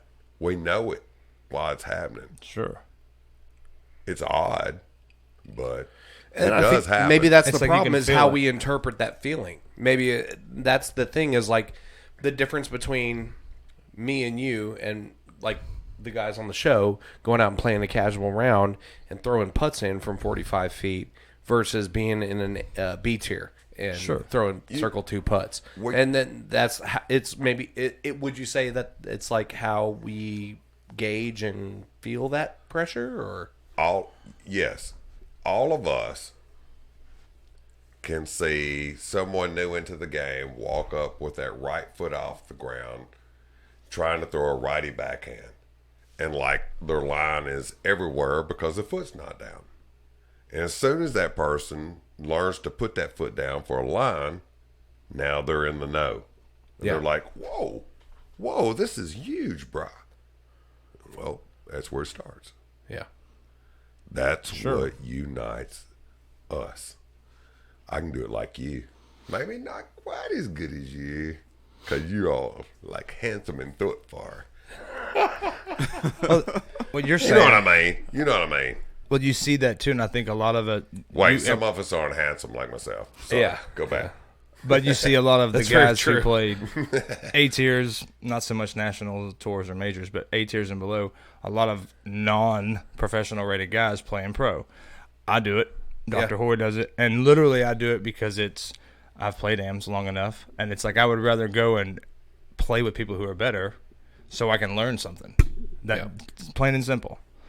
And I think that's why you see in our sport a lot of people who do that. You get to a certain point and you're just like, I want to get better. Mm-hmm. You know what I mean? And as we've all said, you can save it for the glow round if you want, but a couple of divisions might be some traps, some areas you might stay for longer than you should. Yeah. But I think moving up, I think most people you see. Even if you revert back to ball golf, that scenario still happened. Oh, sure. I'm sure it does. Go ahead. Let him gather his thoughts. Gathering, processing. I like the fact that you kind of brought up one thing that's like been super important, which I always forget about, is that you play the course and not the person against you. Like even at the Skeeter Heater, I think to myself right now, like the reason why I wasn't super successful in the second round is because I wasn't necessarily playing the course. I was a little bit Chips glow down. round. Had to produce. Glow round comment. But yeah, I guess I didn't necessarily like focus on what the course was giving me, so I could produce a shot that was like viable for those types of holes, which were a lot of like island shots where you got the OB street and everything left is OB. You got a couple trees in front of you, so all you gotta do is like get around the trees, 250-foot shot, and then dump in. And not just thinking about like how easy a shot that is. I can do it with the truth, I can do it with the destroyer, I can do it boss, any shot all day, and I get it with like something stable like a H1, like I don't know why I'm throwing Prodigy, a fairway, a fairway driver, and I get up and Prodigy. Glow round. Glow round again, yeah, No Prodigy. and and I get up and I throw the shot, and it's like it's tight because I'm trying to like ease it right under the trees instead of like taking a wide easy shot with the hyzer flick shot or a backhand turnover with any disc in my bag, let it be my Eagle L or a truth, just being smooth, getting around the outside. And a lot of those shots were very, very similar to where, we're taking these outside lines, and, shout out to Blake for being able to like keep his head steady and just playing the course and not necessarily like looking. He's an athlete, bro. You ever gone back on your scorecard? And that's the playing thing. the course is what I'm trying to say. Playing the course is as far as like the mindset instead of playing the person on the card. Sure, it's super important. People obviously don't know how to do that. Like myself, could probably be more successful. Well, I mean, because if you shoot like a 990 first round, your next round should definitely be. That's all I gotta say about that. I don't know if you're necessarily playing the person because in the end you end up playing yourself because it's your mental game that's messing. It depends on what person the you're person talking standing to. there. Well, it's the swaps. intimidation It's factor. swaps. If you've It's got Logan swaps. Bowers, if you got Sure. Donnie Wicks, you're playing. You. I'm sorry. You literally thinking to yourself, I'm playing against him. Sure. I mean, I think about that too. The mental stress can swap because that guy knows he's ahead of you, and then you like make a stroke or Yeah, two, sure. and Yeah. like it all swaps up, and now the other guy's toting another 20%. He's like, where'd this come from? Sure. Yeah, and like all of a sudden, I just want to throw. toward the end of the round, you're thinking like, okay, I didn't have to like go so hard on hole 13, 14, 15. I could have just relaxed. Two best comments I've ever heard about golf. I bled into disc golf because of ball golf. I had played disc golf before I played ball golf, but like the first ball I hit was like a 250 in a trap beside the green. And I was like, oh, this is easier. It really isn't. It really isn't. No, I can't imagine. I was hooked then, and I was hooked when I throwed a great shot in golf. But the love of golf is the game. And the two best comments you can follow it with is, I don't want to be soft, I don't want to be hard. An amateur... Be like water, my friend. An amateur teaches an amateur to play like an amateur. Sure. And then I just lost that. I quoted that. Zach- I quoted that I was gonna on say, I like agree. a recent episode. 70% of that, because there are times where, like, as an amateur, there are people who are below me, and as you can give them little pointers, not to drastically alter their game, but little pointers that set them on the way, like pointing your foot. Like, a lot of people know that because a pro gave you that tip, so it's like you're passing it down. So go. Second tip was, a golf is a game you can only play. You can never win. That's true. You have better days. Yep. Yeah. And I know that's a fact. Yeah, because if you think about it, like your best day can be great, but then somebody else's best day be better than yours, and I'm sorry you didn't win. I shot, Sure. I shot You didn't 18 win. down at Oaks, Uh-huh. Clint, after I broke my hand and was rebuilding. Yeah. And I was all crazy positive. Who whooped me? Tied me? Josh Howkey. Mother. Well, I I love mean, him, you're though. in a place like Nashville where you've got 10 guys at any given time Who will Can tear do you so. up. that can sneak up Oh, yeah. on you and take that 4-stroke, 5-stroke lead 18. right out from under you. Yank it out like a rug. 18 down on 20 holes ain't terrible. But you've been playing in the MPO field for the longest time. I mean, over the last year or two, you started playing MP40. No. I'm 52. I started playing 40s the year I was eligible. Well, I remember He's a a bunch very of tournaments smart that we ran tournament that golfer. you were playing MPO Well, I still because you flirted could beat with- everybody. Well, no. I started seeing these youngins out here going like, you're shit. You start playing. You're like one of those random, like, it's out of the blue torch. cases where it's like you play Where did- MP40, even though you're 53, 52. You play MP40, everybody calls you a bagger. They're like, move up, dude. Go back to MPO. Get the hell out of here. I'm 52. I play 40s. You know, it's like, move why you I playing? could play 50. What you got to say about that? Yeah, well, I don't know if it was like a bag they tag. don't want none. They already told me. I don't know if it was a bag tag or what was it. But I remember one time Rodney hit an ace. It was like on it was hole 1, 2, hole 3 at Shelby Park. Like had to be like the loudest ace I've ever heard in my life. Well, that's Yeah. because of Yeah. like the dozen people standing on Standing the there, man. balcony Come on. over there and their B&B. You remember that, And right? we still had like a 9-man group and like 4 other walkers. The loudest ace I've ever heard, man. People I mean, going crazy. dude, like, the shot itself was beautiful. You know, for the shot, you gotta like, Said hyzer 5. roll up, Said 5. glide. It Oh, could have been like three. a. It could have been like a 3. Three. Okay, Oh, okay, 3. okay. It could Three have was like it could have been like a wraith. 3. No, it was night shift boss. Okay, yeah, I knew it was blue. And literally, dude, like the ace itself was loud, but then like you heard the roar of people. It felt like it was like at a football game or something, like they were doing a wave or something. You're like, everybody's like, yeah. I tell you what, guys, I've been in a couple scenarios. I made a outstanding putt one time at Ravenwood, and to know that group following us playing and rooting us on, and to hear Cloud 9. their excitement and their happy and their joy, guys, there's something out there. You just got to look for it, and that's going to be a memory for the rest of my life. I guarantee it. Yeah. I remember that to this day, like literally to this day, because the last 4 guys were literally all on Cloud 9. Barry, Kenny, Logan. and Rodney, and he had been talking. I need new tires. I need new tires.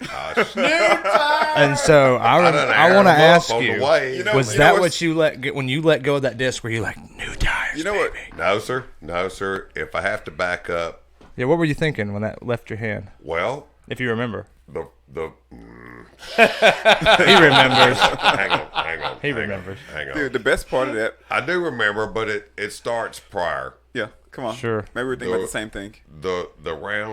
The first round, I was a little off. I throwed some OB stuff. I didn't throw accurate up shots. You're talking kind of long par fours. I mean, not necessarily long par fours, but par fours.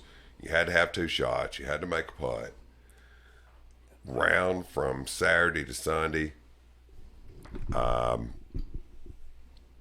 knew I could grab 4 to 5 strokes on the first 4 holes, not throwing OB on one, just making a putt, and then making a putt on the next 3. I grabbed 4 of those 5 strokes, and I was like, let's ride this out. Before I knew it, when I hit my putt on 9, and then it was a 27-hole layout, I hit the next 9, and then I throwed like a 700-foot plus drive on 19. Had 11 birds in a row. Jeez, guys. That round was definitely clubhouse talk. Listen, after it came man, in. 36 career PDGA wins. Well, 36. I don't have the accolades. A lot of You people have just would do. under $20,000 earned in winnings. You can look at a lot of people's accolades from their skills being younger or even more skilled, whatever age. I'm proud of what I've done. Yeah. I know that if I'd put myself out there a little more, that number would change.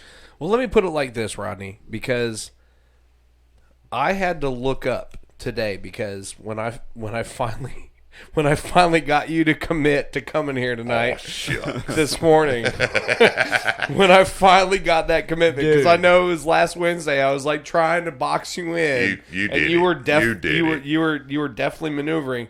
This morning, when I finally got that commitment, I had to go to the PDGA website and look up your PDGA number and look up what stats you have because you're not current right now. I'm going to put that out there. I'm calling you out. It's because I am. But Ain't. I had to look up the fact that you had 36 career wins and that you've played 163 events. And I had to look up that stuff. But the stuff that I didn't have to look up, the stuff that makes you important to me, is the fact that you were there to sign my ace disc. You were there as soon as I turned around convinced that I threw a wild throw. You stood up and were like, that's an ace. It's going in. And ever since then, like for me, I've always been stepping out into uncharted territory. I've always been like, I don't know how to run a tournament. I'm going to run a tournament. I don't know how to run a club, but I'm going to try to fix this club. I don't know how to get a national tour event, but I'm going to put it in a bid. But the reason that I have had the confidence to press forward like that is because, and I did this to Mountain Man too, but it's like because I had examples like you. Because you were there every time I came out to play, and you just welcomed me. It didn't matter who I was. You didn't know me from anybody. You were just like, hey, and you just started talking to me like you knew me for 10 years. And that, to me, you know, and that's the beauty of disc golf, man. That's the beauty of disc golf, is that it's so many different things. It's the competition, it's the physical activity, it's the outdoor recreation, it's the social interaction. It's every piece of that makes it so special. And you were a big part of that for me. And maybe we wouldn't be sitting here in this fancy studio and having this big, conversation that we're broadcasting live on Facebook to 300 people or 3,000 people if you count all the followers on Music City Disc Golf. But we may not be here if it wasn't for you taking those few moments of your time to interact with me and No, and sir, push I me can't along. take that credit. Thanks for not being a butthead. Yeah, thanks for not being a dick, bro. I still got the parental advisory on. I want to drop some We knowledge. might as well be in a glow round. I could go ahead and put that on. Quit it. I was gonna say I want to drop some knowledge. Quit it. Just because I can. That round that you were talking about, Rodney, was 1,054 rated, and the only person to shoot better was Climo at 1 stroke Well, better. he's like that, you know. Yeah, he'll do that. But just, I mean, you beat out Hey, I tell Barry you what, Schultz, Melton, Logan, our boy, You was with me and Bobby. when we went to USDC. One of the best trips of my life, man. Straight up. Man, that was like a silly dream come true, and it was an aspect just off of that tournament. I mean, everybody throws their 5 in for their highest rated round, blah blah blah. I didn't play well. I mean, I started out birdie at USDC, and then give them all back on 05 because I can't swim, and they made us tee off of a wooden pier with rubber mats after it rained. I was like, "Oh shit, am I going to die right here?" It was. But that's either side of the point. You know, that's like intricate details. Well, that's USDGC for you Yeah, too. if you try to throw it 312 feet, you're fine. If you try to throw it in 350, you're probably going to have to land it in a rope. I want to say one thing, and I remember this vividly because I remember being so amazed that you did this. You bought a disc in the pro shop, and you threw it a few times while we were practicing out there just goofing off, and you really liked it, and then you put it in your bag when you played, I don't know if it was your tournament or your qualifying rounds. But it got out there and it got inconsistent on you, and I remember thinking to myself, like, man, I cannot believe he put that brand new disc in his bag without throwing it first. Yeah, it was a new Star Run Eco Balls. It probably throws great Mistake. for you now, though. No, if I threw it, no. I threw it in the water. It was since how on hole 5 I threw it in the water about 10 foot off the bank at like 4.25.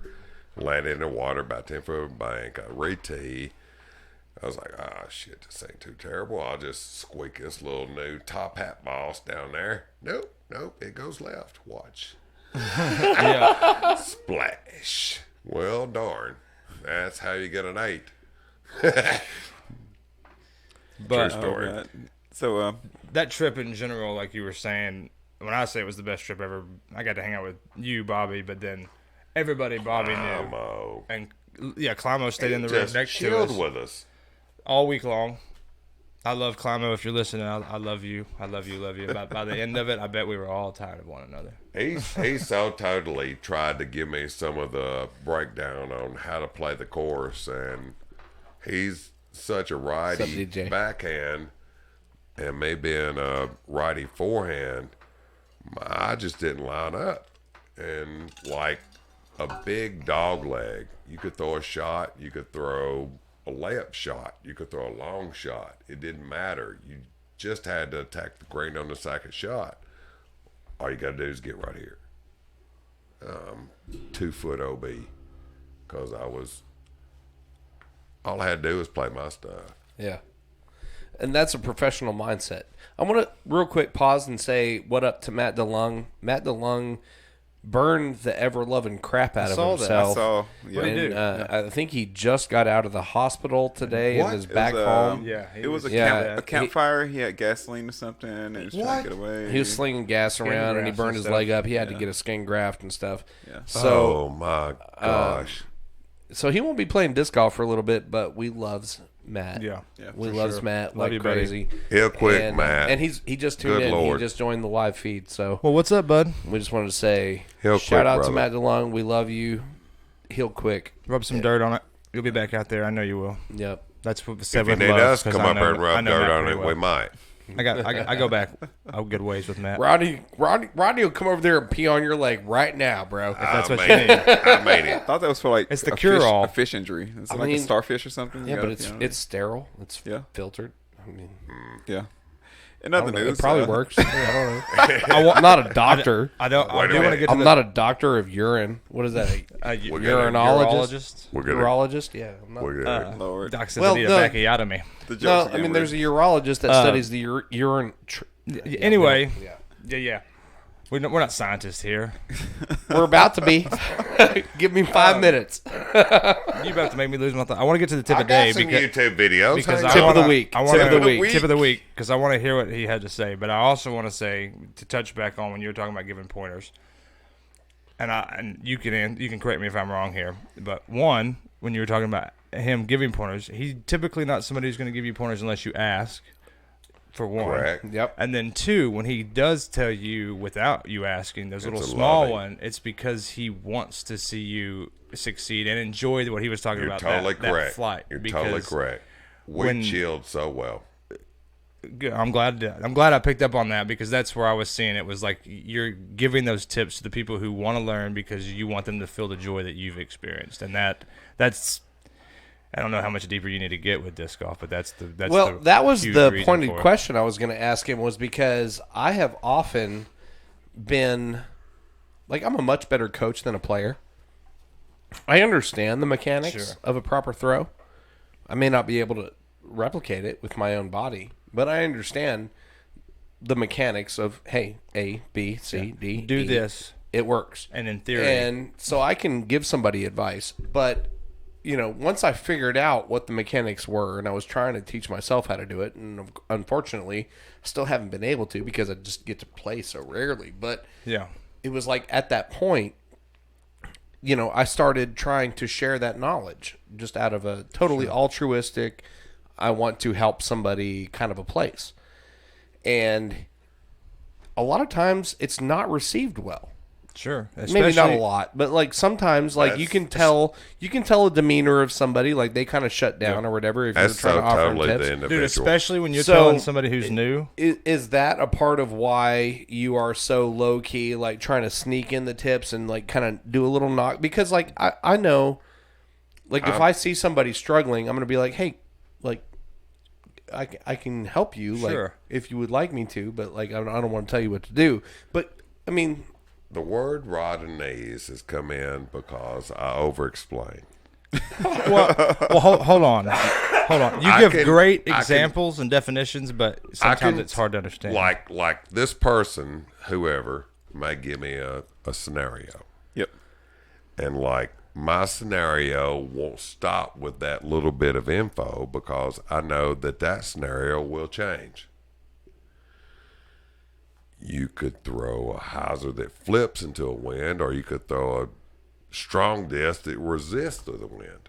And people don't get what I'm saying. Yeah.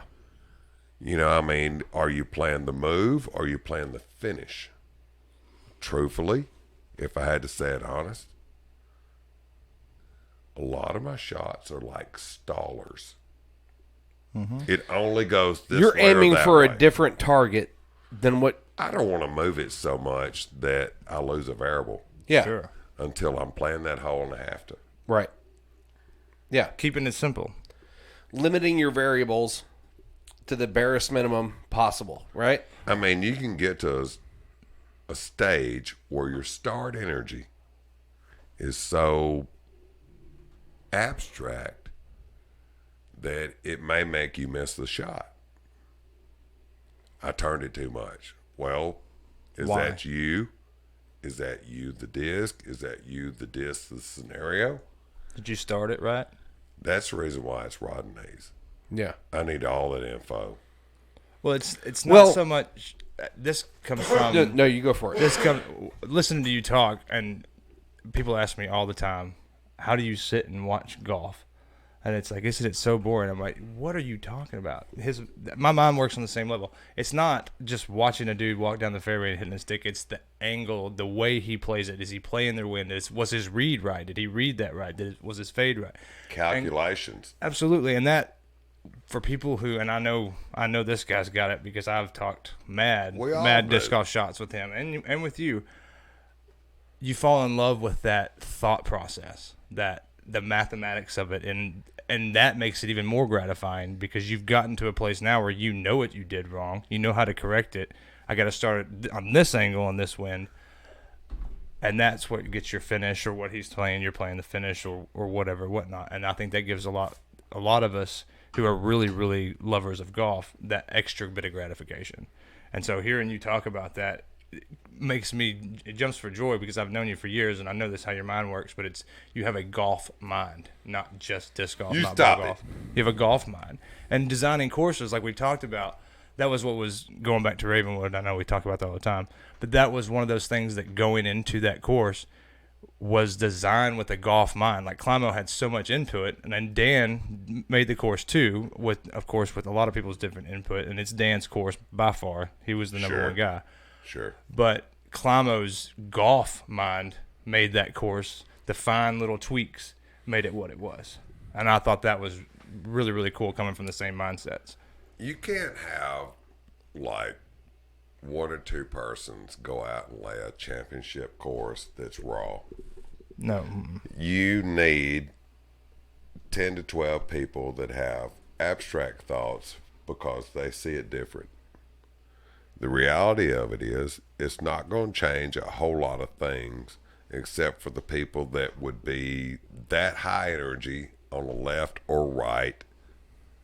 You know what I'm saying? Sure. You're going to throw it out of bounds because you're too aggressive, or you're going to land it and be soft and just play the course.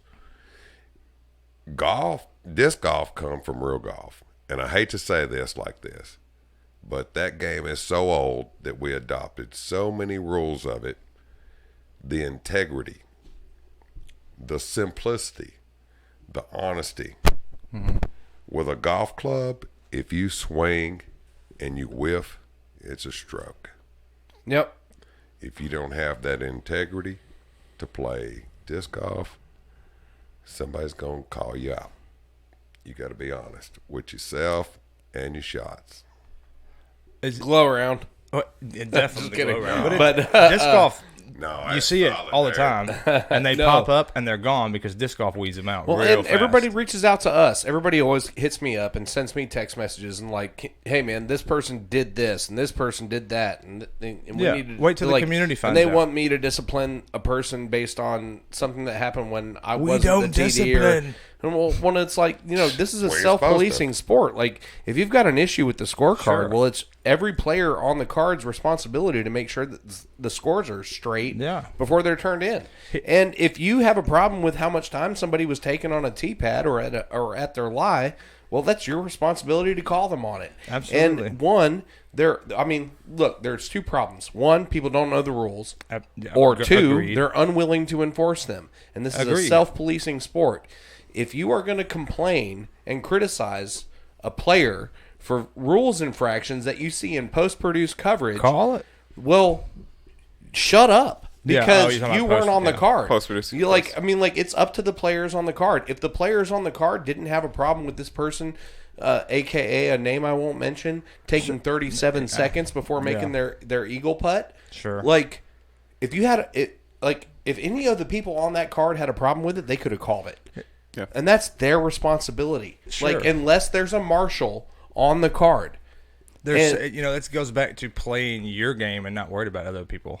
Right. You know what I mean? Play the course. Sure. So many people are like I do it all the time. I'm so focused on what my next shot is, where my disc is, what I'm thinking about ahead of time. I'm not paying attention to you over there. And I do rely on honesty. And sure, you walk up and later on and around you realize all right, somewhere down the line, this guy's somehow gained a stroke or two. But in the end, you know what I mean? The way I look at it is I'm not a pro. And so in the end, it's not hurting anybody but them because they're giving themselves a false sense of being a better golfer than they are. Yeah. And I'll be the first to admit, sometimes on holes with frustration, I'm the worst. I get frustrated and stop counting. I you know what I mean? I'll have to go back and count them. And then I might miss one. I'll be like, I got a 5. And they're like, oh, no, I actually had a 6 because you missed this one. It happens. You know what I mean? Yeah. It's one of those things. But if nobody's paying attention to that, like you were saying, because they're focused on their own game, you just have to suck it up because and move on, like you were saying, because that's just the way it is. Yeah. Sometimes. Well, you don't get to call rules infractions after the fact. Right. And this is why, and a lot of people criticize me for saying this, but I've said it for years, that every person that intends on playing disc golf competitively in PDGA tournaments or otherwise should not only be a current PDGA member, but should also be a rules official. Sure. Not Spend the just for $10, take the better. test, study the rule book, because the more people that we have on the field that understand the rules and are willing to enforce them, the better the game's going to work. The less situations you're going to have where somebody's getting flamed on Facebook because they took 7 seconds too long. However, there may be a lot more situations brought up for the I mean, administrative even if you side don't of pass that. it, if you take the test, then that means you've seen some of the information, and it should be like trickling down, even if you didn't get the questions right. No, I love the test. And Well, it's a multiple. we take it you every can- 2 years. It's a multiple choice. And it's I mean, open like, book. And you can take it. Yeah, open book. You can take it as many times as you want. When they ask those questions, and PDGA can do what they want. It doesn't bother me. But they're asking tournament director style questions. They're so tricky that you have to read them so They're carefully. framing them in very Sure. confusing ways, for They sure. should make it simpler for the regular player. Like, hey, like, what is this if this happens? Not make this crazy, convoluted way of getting to that if it were to ever happen in one of a million chance. Well, the point of it is trying to put it into a situational, kind of a framing. Yeah. My point was that I feel like it's designed more for the person who's going to run the tournament and not for the player. And I think that they need to have. I've been a firm believer, And that's very legitimate. Maybe you make a player's test, a PDGA test, and sure you can get your membership. But the reason is right now the only people that are taking that rules official test are the people that are trying to run a tournament. Touring pros and TDs. If more, like, dude, honestly, like, if everybody would just sign up for the PDGA membership, immediately start studying the rules book and take the test. It's not like... And you can use the book. Yeah, you can look at the rules and answer the questions, and then if you fail, you can go back and take it again for the same $10. Yeah. Do y'all realize before that was possible, there was a book and you had to interpret it? And, Oh, yeah. Yeah. Oh, yeah. and that was before the ratings. dude, the rules changed every year. Yeah, And as a TD myself, and I know you do, sometimes those rules, even as a TD, are so confusing. Oh, dude. And then you get you wrong can't calls. remember. You can't remember what, because, like, dude, like I said, the rules change every year. So you could go like you're operating on. You have to constantly be updating yourself and training yourself and looking at the rules. Some of the worst TD headaches would be something simple like the right side the creeks OB, but yet it doesn't word over. Yeah. Well, that comes down to experience with running tournaments, like once and knowing a course. You kind of set You know yourself what I mean? up Like for those. for me, like I'm a linguist. I studied the English language most of my life in school, so like I can put it into really simple words. A lot of people are like don't have a lot of experience with like communicating Common sense. complicated things in ways Sorry. that people could look at it in really, brevity and like concise ways. Like If this that, is, and you're putting somebody in then why wouldn't this be? yeah, but that's Or that. honestly Or that. that's a big problem too. Is a lot of TDs are preparing their information for their players, and they are not good communicators. They're not. They don't use punctuation or grammar, or they don't spell right. And it's like, I mean, if you don't like, for me, I'm on the Eisenhower method. I'm like, if I don't know how to do something, I bring somebody into my team that knows how to do it better than I do. Shit, And I'm that's- on the At least call Murphy. somebody. I'm on the Murphy. Yeah, exactly. Like if I was bad with words and I had to write a caddy book for an A tier, I wouldn't just trust that I did it right. I would send it off to somebody that was an English major in college or something. And hey, man, would you mind taking a look at, like, maybe we were boys and maybe maybe I picked you up when your car broke down one night. Hey, would you do me a favor and just proofread this for me? You may not agree with this, but I would want to say something else. They should also kind of go back to players what they expect from an event, and then the way it's structured. B and C tiers, a lot of times, what do you expect when you go to those? I mean, like, we're very fortunate that the B tiers that run around here are awesome events and everything's Well, handled everybody's professionally. got an idea on what to do. Sure. But like some other places, like what as a player, like can you expect a C tier that's first or second year to be on top of. Well, and that's everything. a big thing too. Is we so set it's a like, higher standard. Sure. And you see the results of that when somebody comes in that's not one of the local TDs and tries to put on a big event, and then all of a sudden you see a bunch of people up in arms about it because they didn't feel they were treated fairly. Absolutely. But maybe that TD didn't necessarily do anything wrong.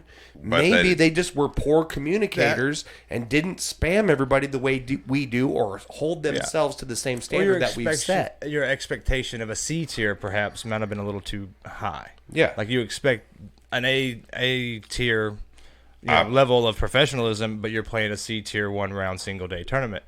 Some of that I think kind of falls on the players. What are you expecting exactly out of that event? Like, maybe the tournament directors, it's but that's first the thing. Tournament. Every tournament within a 150-mile radius is amazing. Of where we're at. We're fortunate. Is awesome and run really well because we have set a standard. Sure. And people within a 150 to 200-mile radius check with us before they schedule something because they know if they overlap with us, they're going to lose players. But outside of that radius, how many tournaments you've been where it's just chaos and the tournament directors? That's what I'm saying. Is you have a tournament director that comes from elsewhere and they're more used to the status quo, and they come in here and they're like, well, we can just cover the bases, follow the PDGA regulations, and then all of a sudden everybody's pissed off and they don't understand what's going on. Well, I mean, like, you don't live here. Like a person that travels to try to play this game needs more than just an average job. Yeah, sure. They have to have it's not a have to have, but they need to have a little sponsorship, a little help. It ain't like it's just a choice to I'm gonna go 3 states over and play a tournament. Right. You have to stay. You have to make do while you're there. It costs. I don't know what the real fix would be for more people to get to enjoy that portion. I don't know if there's a fix that's here's the fix. A magic fix. Hold on. I don't think there's a magic fix because I think right now you're seeing a lot more people, and I think that's because disc golf is growing. So you're seeing a lot more people out there. COVID as well. COVID's one of the best things. Me and Will talked about it the other day. COVID's been amazing for disc golf because one of the things people can do is go to the park, and they can go do outdoor athletics. It's been amazing to see how many people on various courses. They're not normal. They've got 1 or 2 discs. It's a family with kids. Yes, it's growing outstandingly. Yeah, astronomically, really. Yeah. I mean... And I think that puts money in more manufacturers' pockets, which in return puts more money into those players' pockets that allow more people to do that. Because, 10 years ago, how many people had teams of people out on the road that were sponsored athletes? Yeah. Very little. Now, and you see some of those guys who, supplementing their incomes in other ways. You got the side gigs, which in disc golf, you see that all the time.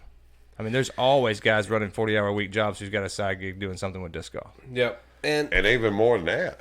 Here's the end game. And the last point that I will make What's your fix? To end that is like, dude, for one, people need to understand that the game is evolving. Obviously, there's more people pouring into it. The game is growing. The events are becoming a higher caliber. Absolutely. And people are expecting a higher standard, and that's because of organizations like ours that we have poured our utmost into everything in Nashville to make it top notch. Well, everybody within 300 miles knows that we run great events and we add money to them, and they travel from all around to come play our stuff. Yeah. Well, more tournament directors need to understand that as the game evolves, that they need to step up their game and go above and beyond and try to find an example. Look, dude, what is that extra you can do? Well, dude, I can't. I don't have a list prepared, but I could tell you there are tons of tournament directors and club administrators around the country that have sent me Facebook messages to ask me how we run our bag tag series, what we do to make our events so special, what we do to get people coming from so far away and in such great numbers. And like just find somebody that's doing it doing it well, and ask them, come alongside them, partner with them, cross sponsor. It's not it that should hard, be team man. disc Like golf. I mean, like it should be. I think It most should be. people But think I that also way. think that the PDGA needs to do more, and this is another reason why I ran for got the that board. right. The PDGA needs to do more to hold TDs to accountability, because I don't know if a TD rating system is the answer, but people deserve to know what they're getting themselves into on a certain level. And TD, I mean, there's a feedback system where players can. But how many people use it? Well, a lot. The people that are angry do. Well, I can tell you that much. Or the people who have been in disc golf for a long time. But who want to give their that's perspective. flawed, though. That's not the right approach. What I think would be good to implement would be like some sort of a framework for how you can analyze different criteria on each event within each tier structure. Well, then they so don't you have- can say out of these C tiers that happened Sorry, in I this took my month, shoes off, got comfortable. these you get ratings points. Sure. Basically, Well, like based on this is the time within the tournament manager was completed. This is the time when payout was issued. This is the time when everything was posted. Like There needs to be a visible standard then. right, or maybe a more visible and more in your face That's way what I for mean. players to see be that standard. immediately after the completion. Like once the tournament director submits the TD report, an email goes out to every player in that event that asks them to participate in a 5-point survey that questions their experience, because tournament directors are doing two things. We're hosting an athletic competition, and we're providing an experience that's available for purchase. So we're supposed to provide an experience that's equal to the amount that's invested by the players. Sure.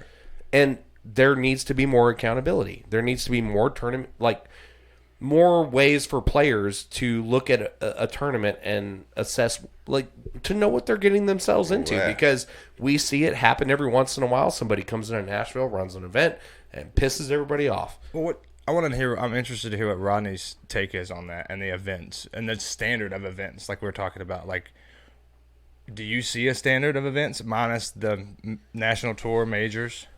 I mean, you've been around it for a long time. I personally see so many events per weekend, and I know it's a bipartisan project. That's the you truth. got the club doing their stuff. You got another club doing their stuff, and we overlap. And then you got like 2 or 3 groups in between bringing in their things for their reasons, not pointing fingers. They're all good. Reality is, it's hard to make everything. It's hard to support everything. I'd love to be able to throw my dollar down where I needed to, even if I wasn't playing. I think we all feel about that way. I mean, we ain't got no love lost for our friends and our family. This disc golf community is... Well, we have something special. The rest of the world doesn't have what we have in Nashville. Not to say we that- take care of each other. Like, we're very socially driven. I don't think a lot of communities are like that, but Nashville does have a special vibe compared to what we've seen in the disc golf world. Even And I'm sure, out there. to a certain extent, Yeah, that's yeah. universal. But like for here in Nashville, like somebody falls on hard time. Like, dude, a third of the posts on Nashville disc golfers is some disc golfer saying, "Hey, I'm in a bad spot. I need some help. Can somebody help me?" I wouldn't You know think what I it'd mean? be a third, but I ain't disagreeing. No, but and that's a broad generalization. I'm just Well, saying, I would- like, there's a lot of posts where it's like it's not disc golf related, but it's just Yep. people helping people, and that's also one of the big points of our community. Is Imagine a family you didn't know you had. yeah, exactly. Like, and you can go anywhere and you have the same family. You and I could jump on a plane right now and travel to Oslo and get off and go find the nearest disc golf course, and we'd be among family. Yeah, true. And if our rental car broke down or we couldn't find a charging station for our Yaris, like There's a somebody lot of- would be there that would help us, and they would try. They wouldn't even be walk away when they knew that we didn't speak the same language, they would like take the time to try and help us. Sure. Even in the simplest form, when Cedar Hill was new and they're cutting extra pins, I go up there. I wasn't necessarily there early enough. Well, actually, I was there early enough to help out with cutting holes, but I wasn't in the link to know where they were at. So I'm getting out there at 7 o'clock in the morning. I'm going to walk around and I'll throw some shots. I run up on the group. Say, hey, what y'all doing? Farm Fresh single-handedly would not let me leave and would even pay for my next round to not let me leave. Just play more. I love that guy more than anybody I'll ever know. He sure is an asshole like that, though, isn't he? That's the best kind of asshole you can have. I know it. I love it. I still got the parental advisory. He's seen a little something, and he just wanted me to hang around. Yeah. And I don't know if he'll ever understand what that meant to me. Or that feeling of your first invite to Eggland, because you know that not everybody. Yeah, and when you're a gets total asshole like me, and you've been invited and you still haven't been able to come out, and but Farm Fresh is legitimately one of a kind, and he is one of those people. Like, honestly, we all talk about like being universally team disc golf and not holding biases or having grudges or being leaning one way or the other. Yeah, be like Farm Fresh. Dude, he's the embodiment of that. He doesn't care what disc you're throwing, what company's on your shirt, what dude, he is a disc golfer, and he's like he cares about people. Unless you don't like Alabama. Mister, I love you. Unless you don't like Alabama. We love Go you, Hogs. Fresh. Yeah, and Alabama, what you mean? I've tried to talk him into coming on the podcast, and he's like, "No, you want this person." Oh, no, you shit, want I'm this calling him out. We're gonna You gonna call him out? I'm going to call him out. Farm Fresh. You heard it This here. is For your you. opportunity. Oh, hey, guess what? It's not Blake your Waldron. opportunity, it's Blake our Waldron, opportunity. champion of the Skeeter Heater, the 16th annual Look at Skeeter him, Heater, all champion just and stuff. tuned in. What up, Blake? What up? Congrats, Skeeter Congrats. Heater's champ. We did this earlier, but golf snaps on your win. Oh, look at you. Look I at hope you you. Look survived at the you. Skeeters. Athlete. So real quick, before we go anywhere else, Go win, bro. I want to know. Well, I was asking earlier when I was meaning, I guess, to ask you was when you go to an event, what is the one thing that you see as far as a standard that wasn't there that is now that when you first started playing? Like, what's that one thing that you noticed? There's a bunch of young assholes out there want to beat me. I'm talking about the event, the quality of event, not the quality of talent. Oh, sorry. All right. Sorry, I missed We've the all truck. been getting kicked by the So youngsters. I was just trying to get we're back to what we're pushing doing. the bounds of the glow round, which we've alluded to this Sorry. several times this episode. But for everybody I said a word there. that for any followers of the podcast, last week we had an after hours segment. Well, sorry. we came up with a better name for it. We're going to call it the glow round. So we're bordering on the glow round now. But before we get to that, Marcus, I think there's a segment that you have started. It wasn't you. That we need You're to good. have Rodney go participate in. So Oh, tip of the Rodney, week. Put your this tip is your of the week. Tip of the week. Pew, pew, pew, pew, pew. Insert it, with please. Rodney Goad. The tip of the week, and he has already like kind of threw us a little something out there. So I'm gonna A go lot ahead of and, somethings. I'm gonna go ahead and, like, it's because I said it once already. I'm supposed to? Yeah, I said it once already. You know, playing the course would be my No, my no, one let's thing. go, but go back to putting. come on, let's hear it. Oh, here it is. Let's Go go. back to putting. Let's go. You got so many varieties of what you want to do with it. Do you want to turn it? Do you want to let it fall at it? It don't matter if you're lefty or righty. Here's the common thought. Quit thinking. Lock it in the chains with height and accuracy and keep doing it. If you can't keep doing it, it means you're normal. True that. I was waiting Was for that you to a say Rodney? put it in the deer feeder. And if you can, go on tour. If it takes you a couple seconds to understand it, like think about it for a little while, let it sink in. You know, that's how you know. You're Hey, talking real to quick, Rodney. Keep before we throwing cut the to the disc. break, I want to do something real the break, the end of the show to the glow. Nobody. You're not I'm not behind behind me. you. I got a But it gift. sound like it. I got a gift for Rodney Goad. I don't know if you got to get Oh. one of these, sir, but this was from the 30th anniversary of the Seven Oaks Summer Solstice. Oh, I'm gonna get and it's pretty in blue, and I want you to have that. Is he signing the inaugural Sapphire Lounge disc provided by Dan Sis? I gotta get a pen. What's that, dagger? Yeah, I think he's got to sign it. No. It's a blue disc. He'll sign it in the after Is it a hours. judge? It's either a judge or a guard. That's a ward. I think that's a guard. Looks That's like a guard. deputy. There's no bead. No, that's a guard. That's a guard. That's almost like a judge. Hardy Except does for there's judge. no- I'm Deeper saying, rim, It's almost like a judge, except it's not It a is judge. really deep. blunter so you know. edge. Deeper rim, blunter. blunter edge. Yep. You ever thrown a judge? I would It hate will for you float to. like a dagger. It will. Not quite as floaty, glidey, but it will. Oh, look, I could hyzer snap it. It's kind of a sort of a judge that wants to be. Yep. Just put it on your wall. You don't want to throw it. Slow and low, baby. I'm kidding. Slow and You're low. probably right. Hey, It's you're a probably 20th right. anniversary disc. You don't want to throw that. You want to put it on the wall. Plus 30. It's plus, a collector. plus the memory of. I don't know. You are. Numbers. Numbers. You're a memory of. I was. Yeah. No, it is 30. It is 30. I'm legit. Been around for a while. 30th anniversary. 30. Yep. All right, you guys. 30 was old. Well, hold on. Let's right quick before we kick everybody off the video. Tip of the feed. week. Tip of the week. He said he went back to putting. He already gave the tip of the week. Yeah, I know. I'm just But saying, like, let's get him to that was a sign good right tip of the quick week. while we got him on cam. Are we gonna sign on camera? No, we're On gonna do the- it on after the- hours. I gotta get a pen. You want to do it? But Do our you have a viewers marker? can't see Do you that. have a marker? Sign You what? said you were going to get a pen. I've got 3 of them. Can I get? You are host. He's of gonna sign it, studio. and we're gonna hang it up. Goodness, Marcus. Yeah. All right, we'll come back with a pen So, in a moment. do you know the Try story to of how we acquired this said disc? What disc? Oh, you'll see. You might you can't steal it and you can't have it because I know Wait you're a gonna minute. want it.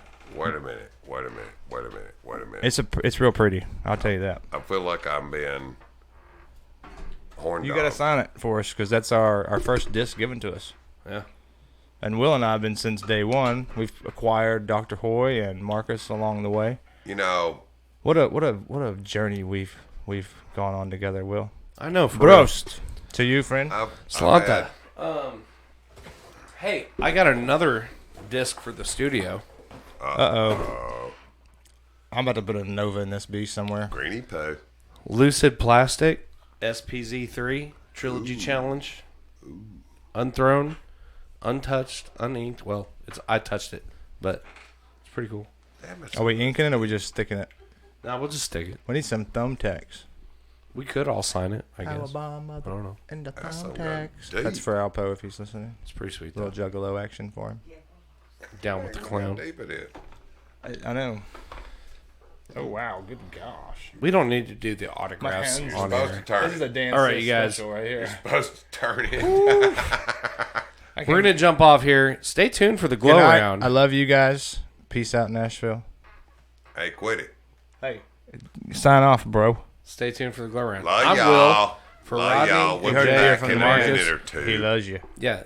Hey, the glow round's only on YouTube. So, good night. Exclusive. Yep. Bye-bye. Peace.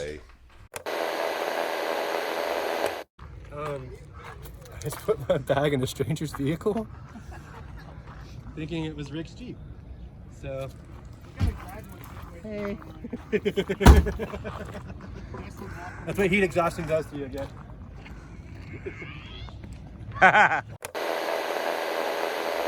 You laugh.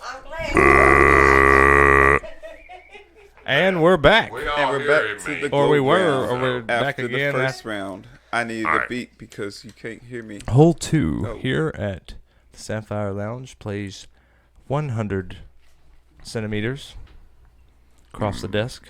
Across the desk Last into Jay's time- whiskey. Yeah, All we need a mini basket. All you on have the to table. do. A micro. So- I got a micro at the Bottle house. caps. All I'm with the saying Cairo is, wrap. I'll That bring needs it. to be in It'll the be here. studio. all It I'm needs to be saying in the is, Sapphire if it's the Lounge. glow round, It's the I'm going glow to talk about round. some shit that I Marcus- really want to say. During He the needs first some round. toilet Right. paper and Doing some the air first round. freshener because he's about Bring to it, drop. So here he goes. some Here we shit. go. Bring Right. it.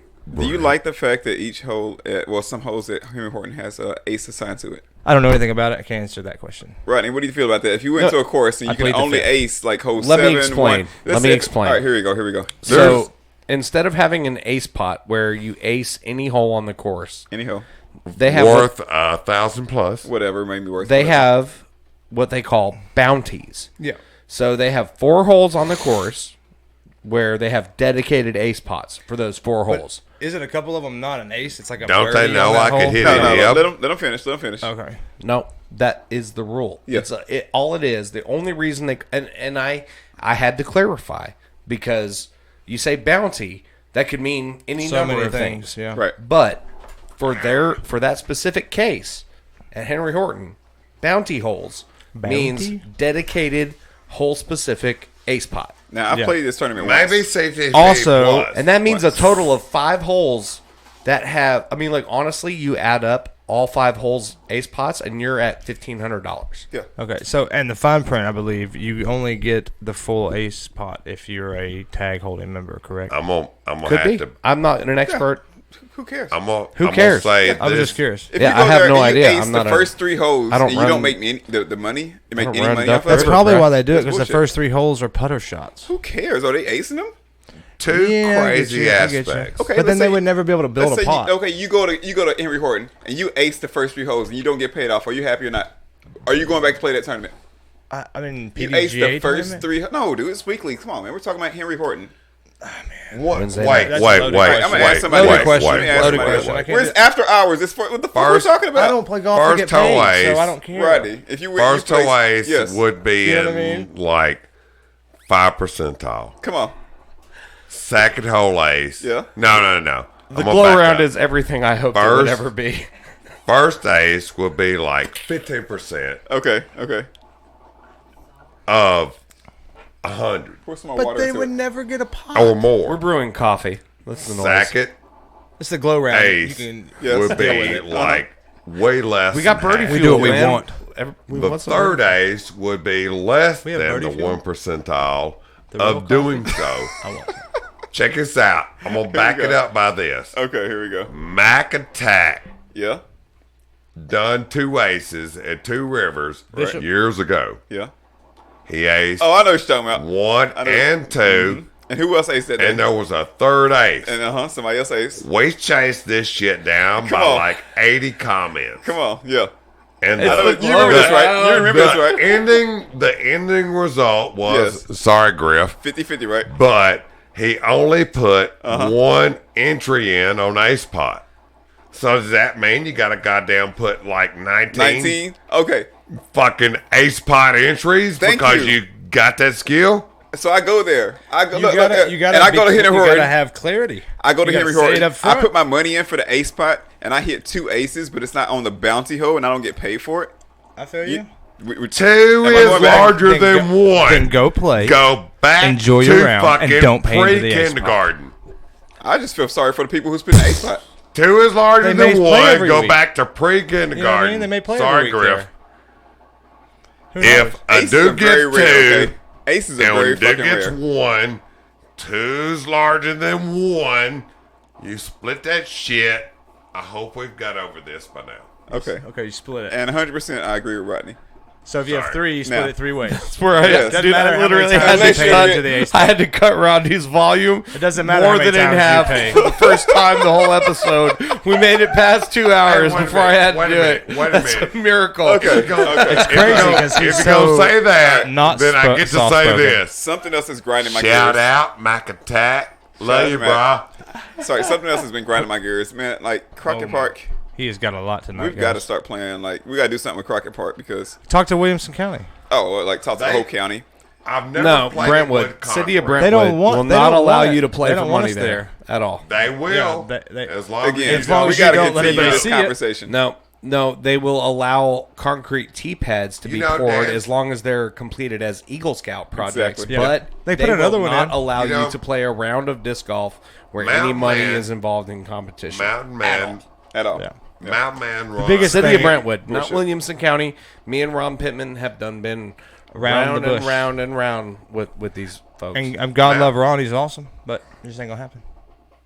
No, Ron's doing everything he could Sure. or should, and just- and shout out to the Williamson County Club and Yeah, to Ron Brentwood because just- they're I love Ron. He's another one of my influences, man. I learned to play at Crockett Park. you, Brentwood. I love F Crockett you. Park. Rob Pittman. Yeah, I'm a is big fan of Crockett Park. Crazy solid. I love son of a Crockett Park. gun. That's where I learned to I play. love it. We used to park at the church. Me, Ian Cushman, Nate Long, couple other people, and go play super late glow rounds out at Crockett, man. It's one of the best. It's one of the best glow courses ever.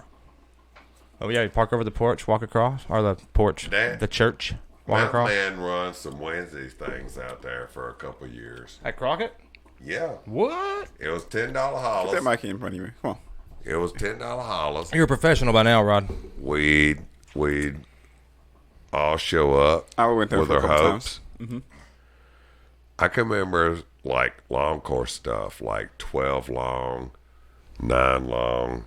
I mean, The whole thing long. You really 17 long, or almost. It's a different monster long. You had to throw some shots that was just 17 long was very, very as tough good shot. as the world has Mm-hmm. to compete on that course. Rodney, I've never And played you out there.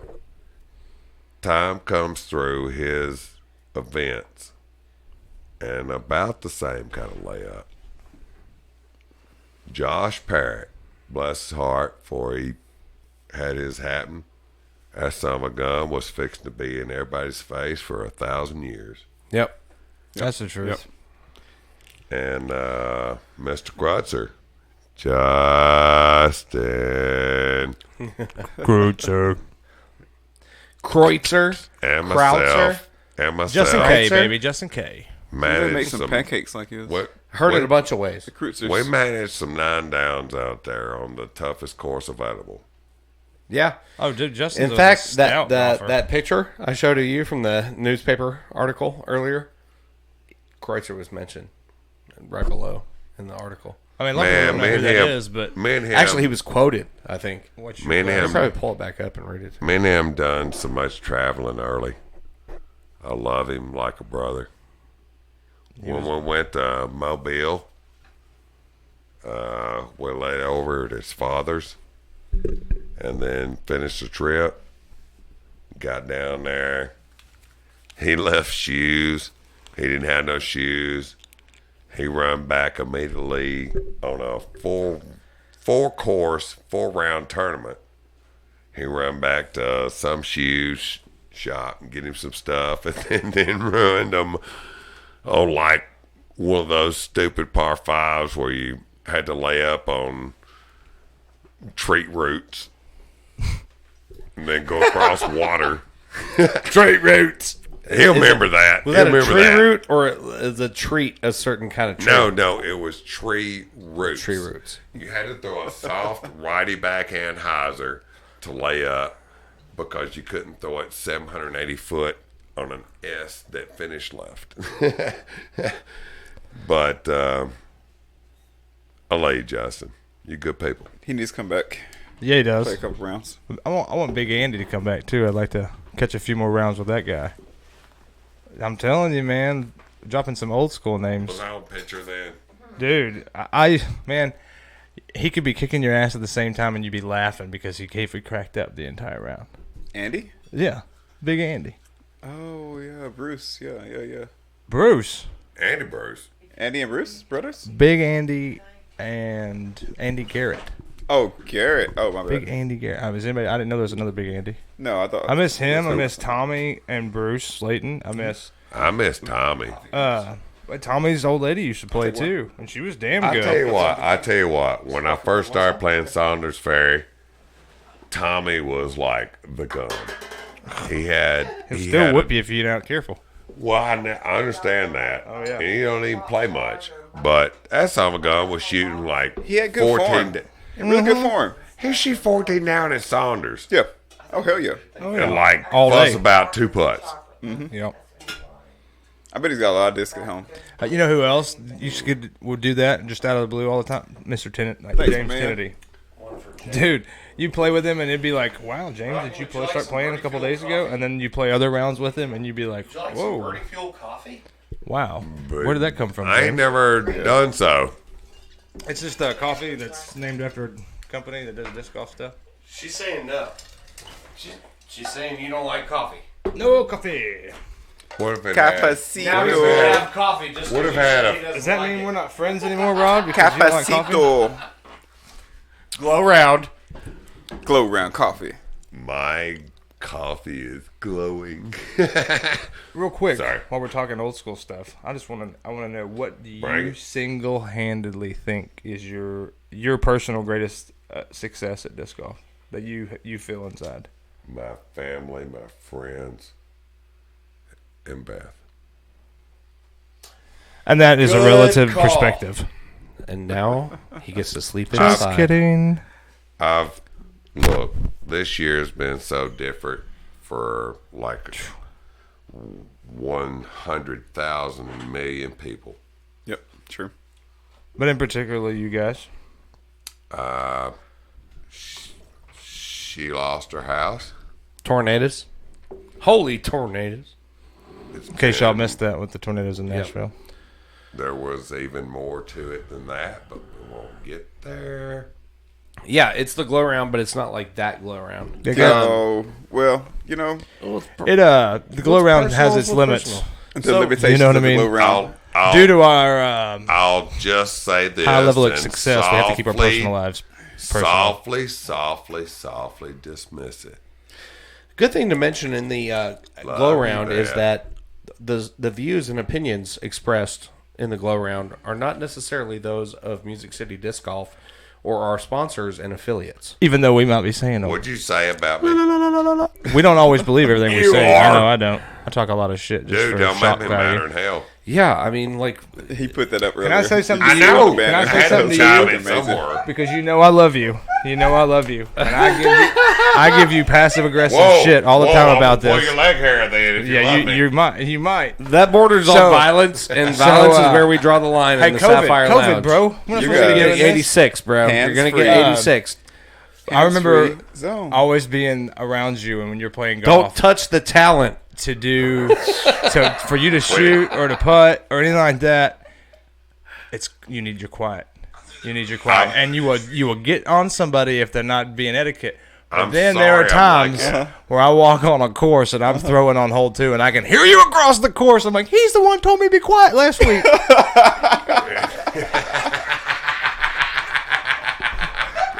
That was one of my first impressions because he was like, "You can't be shuffling around. Can't be shuffling around while you're talking." Right there. Sorry, I'm. Oh, I love you. You want to hear One-dimensional. something crazy? I walked out to Seven Oaks one day and down to the little putting practice area behind 11. Yeah. And I'm just throwing back there. It's kind of early in the afternoon. I saw your car there, but I figured you were playing dubs early. And I hear your voice. I mean, spot on your voice. And I was like, Nope. and Nope, I scream. I'm wasn't me. like, you better shut it, old man. And I walked out to hole 10. And as I'm walking out of hole 10, the people are walking up on 16. And the dude's talking. And I turn the corner, and it's not you. And I'm like... I mean, but his voice was spot on, and he was being loud, and I just turned around. I was like, I hope to God he didn't. How many years ago was that? There was one night at Wednesday Night Tags about a 2 or year and a 3. half ago. He was a heavier set guy. No, there's a heavier cuz set out, dude. There's a cuz out there that screams like me now. Yeah, I was gonna say he's a, Kennedy. Something like that. I We was gonna were say, we I were don't know. like 2 holes apart one night at Wednesday Night Tags, and I started yelling and repeating everything that you were doing, but like in an impersonation of you. And I did Talking about that at- for about at Ogwood? 7-8 holes. No, at Oaks on a Wednesday night. Gotcha. And there was a bunch of people that were like, I thought Rodney was up on a mountain and he was echoing from afar. There was been like couldn't You tell a speak- difference. you Didn't speak know that. who was what. You When we speak were- that, I got to shout to Birdie. When Yeah, I heard you. when I was up at his place a month plus back. Out of the couple ridge? months, 'cause I've played up there just about for 3-4 layouts. Okay. Much less what's changing. He's adding stuff. Like if you know his course. If you know his course. Bring it up. Know his There it is. There it is. All right, hold on. Glow round. You get comfortable. You get comfortable. if you know his course. Perfect. If you know his course and it's Sorry, like everybody. way uphill left and way uphill right, What? he's got something going on up there on top of that ridge that makes cars look like matchboxes. Like Matchbox cars. Transformers? Yes, sir. He's got a collection. No. You get so elevated that it is. Elevated. Dude, Now you're giving away everybody else's secrets. dude, it's up there. It's some epic golf. I love that fella. Yeah. I know he's doing it for the best of the world. Go up there and do his stuff when he has an event. I have yet I'm to so play Birdie tired. Ridge, but You've never played Ray Ridge? he always has his tournaments on Saturdays, and that's one of my You busiest work days. You can't finish the rest of the lounge. After hours, you got to go. Disqualified. Disqualified. Beth, Get him out. I've played Eggland. come over Yeah. here, That's all Beth, that and fill in for him. He's gone. How many times you played Eggland? We got a new guest. Okay, good. You're back I in. know when the weekly is there, We're that's back not in. a spoken weekly. Sorry. So I can't think- ever go, I don't but I know what it is. I think I personally played everyone's private course except for what's that 9-hole course that everybody keeps scoring big on.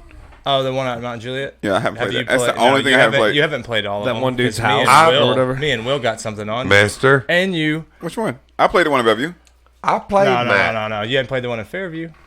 At a I nice, played- one of the disc golfers' beautiful home. Oh, what was the name of Let what's that the name of that course? Huh? I Which forgot one? what he called it. I You forget what he laid that called well. it, and he's Yeah, gonna hate yeah. me, but it's okay. Yep.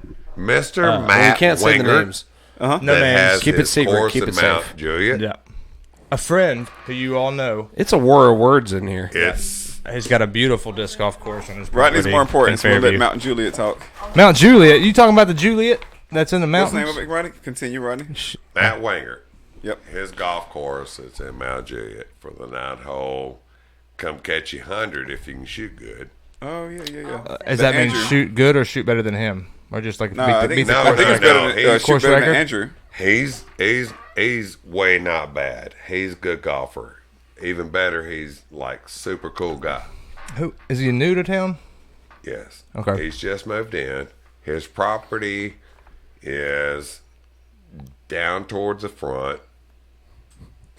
Wickham. Scoop skip, not the Back. flare. Front of where? It's good. Mount Juliet. It's off Central Pike, Mount Juliet. It's a lot of downhill back up, but it's because of the It's track. down the rabbit hole away. But he's the one he was the one advertising like come out anytime Yeah. you want and play. Yes, sir. Okay. Yes, sir. I can't do it. I just The couldn't course, picture it. the course has had 2 8-down shot on it on those 9. Cuz missed the third Gotcha. hole. Andrew Lamont. missed the third hole. Really? And missed Shots fired. the 8th hole. So you've Following played it. Yeah. Yes. Is it good? It's plenty good. Okay. It's a little tight on some fences, Yeah. but it's in your yard. Yeah. If I feel you. You know, I told him. I was like, dude, this is epic. I done told him. It's seen epic. it. I I seen mean, it. you can bid a putt and go a beat. Shit's good. I like that. I like that. All right. Anybody who, like you were talking about earlier, anybody who can This is design way too a nice. course. Courses. We could talk about this all day because we have the basket. Hold on. We have the basket argument. We have all these arguments. Sure. Design a course that if you don't throw on the left side of the effing fairway, you don't have a look at the basket. Design golf courses. They don't have to be epically long or epically wooded, but design a course that makes you have a thought process Jay's not before going to you be throw your happy shot. until he designs a course right. himself so he can say, No. this is how you do it. No, Look no, at no, what no, I no, did. No, I'm not saying I could Marvel design a at perfect my course because brain. you're stuck with the land you work with a lot of times, especially when you're building in parks and things like that. But like, That's the bottom line. if we're Yeah. like we're talking about that Hogwood, don't go argument, over the and fence. I get where I'm on the same mindset with when it comes to golf minded courses. Make me like, okay, I drive, and you have to say you got a big open fairway. It's not super wooded, it's not super long, but if you don't throw your shot where it finishes on the left side of that hyzer route, then you're not going to have a look because the left side's money. The right side's going to leave you where you're you got to scramble. Yeah. That's the And if that's epitome of disc possible golf. to design, Unfortunately, the game has went so abstract in the last dozen years that YouTube can teach a 16-year-old to throw 450 with 3 months of trying. damn straight. And ain't even been on a golf course. Shit, I'm a ain't played YouTube auto nothing. mechanic. I mean, theoretically, there was ball golfers that was taught the same thing. They're never played around. They're in an indoor facility. They've learned to fine tune. They've got charts. Can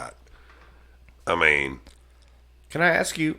Every portion of each game would produce the best of the best with those scenarios. Yeah. In your opinion, like because of YouTube and the availability, or the opportunity for anybody to jump in and make form videos and tutorials and the ability for any new player to get on YouTube and watch all this stuff, that touches on something, Jay, you tried to ask in the former segment of the show. Yeah. Like, of the trends, like the new developments within disc golf, what do you feel like in your opinion, what's good, what's bad? What's the biggest that you've seen? Yeah. The two biggest aspects was be simple. Lacking to try to do so and wanting to, or explain. Lacking of want to do so in what? In say, what aspect? Say the person, all right, like we got some silly talent in this area. We can see 16-year-olds that is ready to compete with the world. Sure. Mm-hmm. And that's not uncommon by just this area. The real part is they put their heart and their life in it. And if you was being baseball, if you was doing football, if you was doing golf, you're doing every bit of it the same way. Yeah. The rise of the disc golf athlete. Yeah, like maybe you join a school team and you have a coach and teaches you one way that he learned. So you're saying there's a lack of those people doing that? Or you're saying that there's not because you said the lack or... It's truly a lack of understanding. Oh, okay. I got you. Now I get you. A lack of understanding. We're like the sport that is there but not recognized. It's we're not we're starting to grab mainstream. Well, that's the Everybody part of knows. the question too. Is like now, like we're about to be having one of the Pro Tour events broadcast on the CBS Sports Network. So, Bam. but of all these trends, like the ways that disc golf has changed in terms of media and in terms of technology, is there something that stands out to you as a negative or a positive, like either end of the spectrum, that has come about because of the way that disc golf has developed to the current day? There's a little bit of a let me say it the right way. There's way too much discrepancy on a person's skill and their choice. I really believe the field's to be tighted. You play this, or this. I understand people's going to balk on that, and it's not going to be, like, comfortable. You mean like dropping some of the finer divisions, like the age-protected divisions, like make or tighten up divisions? Not necessarily. Are you talking divisionally? You're talking about... In a huge event, all persons. Pawn shop. But in a C tier, I mean, even if you lose 20 people because of the event. You don't... Go ahead. Even if you lose 20 people per event, it's not as serious as, like, keep doing the same thing. It's like... What is the change that you're suggesting be made? I'm lost. Sorry, I love you, Ron. I'm a little lost. When you say tighten up, like, do you mean divisionally? Because like you see a lot of people in intermediate and advanced that are throwing down scores that could compete in pro for cash. And are you saying that there should be more like tighter divisional guidelines, or are you saying years ago, most of the little weeklies, even if it was like a Sunday, there would be a handicap round, and it was kept up with. So, like I remember the handicap. An AM could win pros. Mm-hmm. It was hot score. Was Kearns of it? Yeah, was it the time of the diamonds and the super diamonds? Which one was that? Well, Kearns kind of messed up some Saturdays. Is that what it was? We love Kearns. Was that the Kearns with like the diamonds and the super diamonds? Well, shit. Somebody could start out 5 over in the same field, start 5 under in pro. Yeah. And then he twisted it so crazy, like you could throw at the gray one. If you aced, it was good. If you didn't throw at that one, you threw it orange. Now you still have Clint. I was like, what? That was fun. Yeah. I mean, yeah. I don't want to. I mean, it is. I didn't mean around. pick on him like that. No. No, you're not. But I picking, don't want. you're not No. picking. And here's the thing. Here's all I want to say is that what we're not going to do on this show is because we're having fun and we don't want to say something on the show that is even slightly inaccurate. Negative. You know what I mean? Like, could potentially be slightly inaccurate or misrepresented, and because he's not here to talk about it. Well, he wasn't. I don't think he was saying saying anything inaccurate or bad. Just No. Steve, And we all love Steve. He just for sure. I know you do. For sure. I've done it, And I've heard of. I told him. I would have that same respect for somebody I didn't like, though. I told him if they're not here to. Let me defend Steve right quick. It was his way of having fun and keeping it fresh, regardless if it was quirky or not, because it's not a sanctioned event. And like I'm all for that. Like, it's like throwing some safari holes out there for shits and giggles. Hey, play 11 to the baseball field. Why? So you can play 12 down, like, or whatever that 12's little hyzer shot. Like, there is it's the weeklies. They're looking for things to change it up. True. Like, that's try what to keep it it fresh for the people and it's who come out, nothing and like against him. It just sometimes when you're trying to think of something off the top of your head, like to change it up, maybe it's not a fully thought through thing. So there might be some hiccups that you didn't think about. Exactly. That's it. Trevor Harbaugh just made a post about He's been on the show before. Shout out to Trevor. The locals around him. I saw that. Might have mentioned the pros not show at the weeklies. Yeah. Because they want the money. Yeah. Yet those people are the ones showing the others they play with how to do it, what to think, how to make. Do. And then, Jake, can you tilt his microphone straight up? And then quit it. You moved it from me. Yeah, now he needs it close. I was trying to get comfortable, so I can adjust it for him. He just needed it straight up.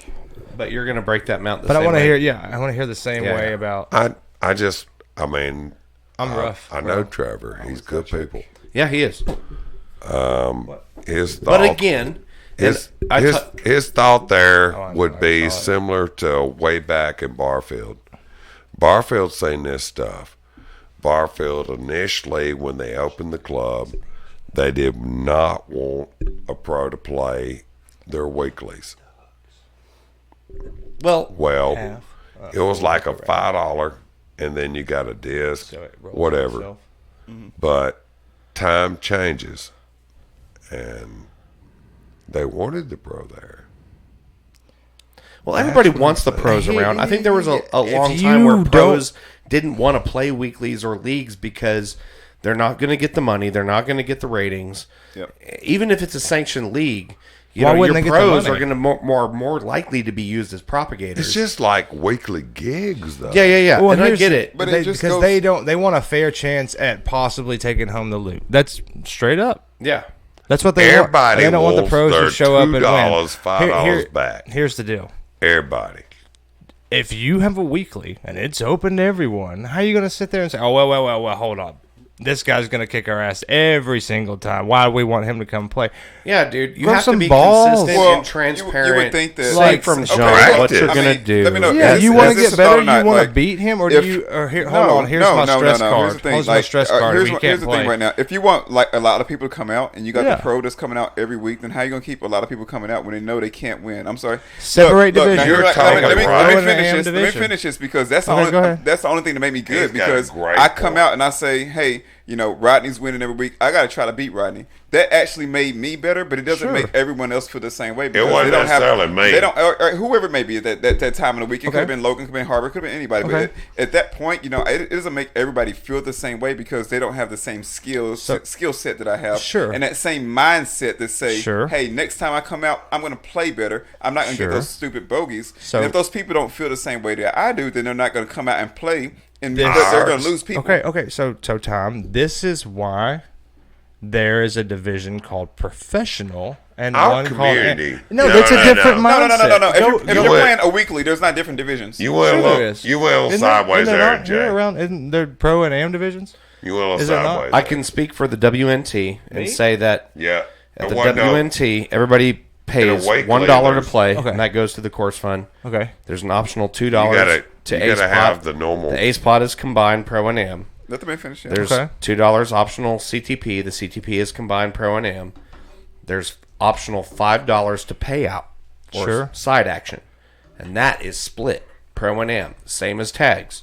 So every am has a chance at getting a number 1 tag, no matter what pro and is they playing. get their own payout. And they get their own payout. Okay. So there is, but here's the only reason I'm pointing that out is because that is a creative way of formatting your event. Every event to make it accessible and open to everyone. To make it to where AMs and beginners have a dog in the hunt. And you can also entice pros to play because it doesn't matter if you and Mac Bishop and Mike McDaniel and whoever else, Justin McCain, Marcus Rogers, if everybody shows up and they're on a supercard together, and then you're some random dude that normally plays pro, and you show up and you see that supercard, random dude, you know what I mean? Like, what are you gonna do? You could play AM. You could play AM. But I mean, okay, now, what we teach, we could split that super card up and put that newer pro player. I'm gonna play on that thought for a minute at Barfield. Go ahead. Let me give 2 examples. Let's argue about it. It's the glow round. Hold on. Let me give 2 things. And I'm coming from a whole different world and competitive paintball. I'm gonna take it back there. So my brother Jeremy. You can't shoot a paintball. Oh, I used to could. We played at a field that did a youth league. Jeremy fully qualified for the youth league, under 16, all their little requirements to be on a youth team. Well, Jeremy played. We've been playing for a while, and Jeremy played on an adult team. He was 15 years old, but he was really good. So some kids at the field wanted him to play with them for this youth tournament. He did. He starts smoking all the youth kids. You know what I mean? The guy who ran the tournament, literally in the middle of the tournament, said you can't play with them because you're too good, even though he made the requirements that allowed him to play to begin with. But then once he started doing good, no, that's not fair for everybody. So you pull him out. Okay, so why? One. And then the other example I'm going to give you, and you can disagree or not disagree, is if y'all, I know you're not a sports ball fan, but upwards basketball, where there's no score, you have to guard one person because they have the same bracelet color as you. It's just, and where I'm going with this is, stop catering to these egos that are so fragile that if they don't win, or if they don't have that, or if they can't have a piece of the pie or an opportunity at least, that they need to be upset about it. Like, I was raised like, you aren't good enough? Well, effing make yourself good enough. Get yourself to that point so that they can't say, oh, well, you can't win that because you're not good enough. Well, I'm about to prove you wrong. Oh, we'll get good enough. Why are we catering to the few? That's my question. That would be where I'm at with it. And I'm one of those people who we could talk about that for days. Well, I think competitiveness is good, and keeping score is good, because guess what in life? People win, people lose. Some people get dealt great hands, some people get dealt shit hands, but it's what you make of it. Yeah. Some of the shittiest hands in life have become one of the most successful people in the world, and some of the most easiest walks of life end up in gutters. Okay, so just depending on perspective and choice. So back to what we were saying. Sorry, I went off on a tangent. These pros have obviously been playing against really good people. They're getting paid to play. They make cash. Okay, these literally have made cash, and you come to a tournament and you're trying to take this little bit of money that these people are trying to play for. You're saying tournament or weekly? So like weekly tournament. Their hometown. I'm talking about pros that come in. Oh, you can be from out of town. You can be Trevor Hobart coming down to Seven Oaks to play our weekly Wednesday night tags. Would you be upset with that, or would you want to try to beat him? And back to what I was saying, people don't have the same mindset that I have. Now, I see somebody good on the same card, or I see somebody good that's playing. I want to play with them. I look at them. I'm like, okay, I'm trying to beat that person. I'm trying to beat the course. And the course and the person. You gotta beat the course first. You gotta stay with and get in front of. I'm sorry, but you might not have the same mindset. You gotta stay with or get in front of. And if it continues to happen week after week, and that person has continuously put in their $10 over and over, and that $10 means a lot more to that person than it means to me. It's okay if I lose that $10, but if that person comes and he loses that $10 every week and every week and every week, it's a good chance that he may not come back to the Wednesday night tags. Okay, Maybe so he'll then go I play would say the Wednesday night Cedar Hill. How much does the person who's running that event care about that person who's upset? Oh, we care about everybody. Well, I'm just asking. We do, but does everybody else? And that goes all the way back, full circle back to what Trevor what Trevor was experiencing with the Facebook post, and what Steve Kearns did for the pros around here to counteract how good those pros were around here, and the same thing that may happen to Trevor's his little local community because his club, because they could take some of those like same things that Steve Kearns was doing, and she was like, okay, Trevor, you're really good, you're a 1,000 rated player, you can be a super pro. I'm sorry, you're getting 2 strokes before 2 strokes taken away. You don't stroke the super pro. You give strokes to the people who are underneath. Here's what I would say, knowing that person well enough to know you have to get creative. You got to get creative. You have to think outside the box. Yeah. Because listen, everybody that's participating has a concern, and they're all valid concerns. But you have to represent one as much as the other. I'm a professional rec guy. Well, so all I'm listening. Sorry. All I would say is that is it not okay to have that mindset though of like, hey, suck it up, Buttercup? Well, I mean, okay, so what mindset does the pro come in with? Thinking all the commotion threw me off my point. What was the last thing that you said? Then when the pros coming in, like, let me shark these guys and get some cash for them. No. That's not what we're looking for. Here it is. And that's why we're not pros. Yeah. Get creative. Figure out a way for everybody to be able to compete and feel comfortable in their level of competition. Exactly. Feel comfortable. Like, why are you playing pro? To say, here's the thing. To play with better pro players. Everybody signs up and you just hold on. Listen. To say automatically, unilaterally, and from jump, as you're doing signups, that every pro player that shows up gets a handicap? No, I don't think they should. I'm saying that's a cop-out. That's a lazy way of doing it. Like, yeah, sure. You have to think creatively. Well, what do you got? What do you got, Bruin? One example would be to separate pros and AMs in certain ways. Whether it's payout or ace pot or CTPs or whatever. You know what I like? Everybody's competing for something separately. This is what I like. Because here's the reason why the WNT got started was because none of us wanted to keep going to random draw doubles events, and if we didn't get one of 5 specific people, there you go. then we were just donating $12 every night. Well, random draw dubs is just that's what I'm saying is we wanted to play for tags, we wanted to play singles, we wanted our score to be our score. We didn't want to have to run a chance of getting paired up with somebody that was going to ruin our good time. Might be ready for you. I'm listening. I was talking to Rodney, guys. He was talking. Yeah, I was listening to you. Yeah, why don't you behave? Well, finish. I know you cut off mid thought. No, I'm just saying, like, you create ways for everybody to be able to engage in the competition. Well, see, I'm ready to bounce off that. At their level. If you're talking in weeklies. You don't want to force amateur players to compete at a professional level. You don't want to force professional players to compete at an amateur level. If they're not ready. Because we always ask people if your weekly is getting successful and you're drawing 40, 50 players a week and you've got a bunch of pros and a bunch of AMs and it's not working out and people don't feel like they're getting a fair shake, get creative, then reformat. Think outside the box. Take a second to think a little. Let's go back to where this started. It was the guys who are playing for cash being upset about the pros coming to town, and you're saying separate them. Well, why are you playing pro? Like, if that's the case, well, I mean, can I answer that question? Play AM. Can I answer that question, plainly? Because then all of those pros are paying in the same money that they're winning. No, but beyond the money, we want people playing pros so they can get better. So they can get better. So the way I look at it, like, most spend a few years taking your licks. Frisbee. And then when you are better and you are cashing in events, You're winning against some events against some guys who are trying to play up to get better so too. I guess bouncing off the idea It's of gonna being roll. creative. I'm a big fan of so if we're playing I'm talking 7 Oaks about- and we're playing the shorts. I If thought you got this a was Super like a Pro, personal mindset hole level. 14, you're My playing bad. long. Yeah, get it creative and make better. Like, don't drive anybody away. I don't want to Something do like that. 30 feet more. Who I'm cares? just talking about you're talking about like my personal You know, philosophy. it's just a mindset. I know, right? Just a squirt of a shot, you know. There's not a lot of gray in my life. It's black or white. There's not a lot of Bruh. gray. Glow Not a lot round. of gray. It's a material working. world, and Jay is This a is what the material glow round's girl. all So about. here right it here. is. Yeah. Jay is glowing. It's clean. Jay is Or glowing. it's not fucking clean.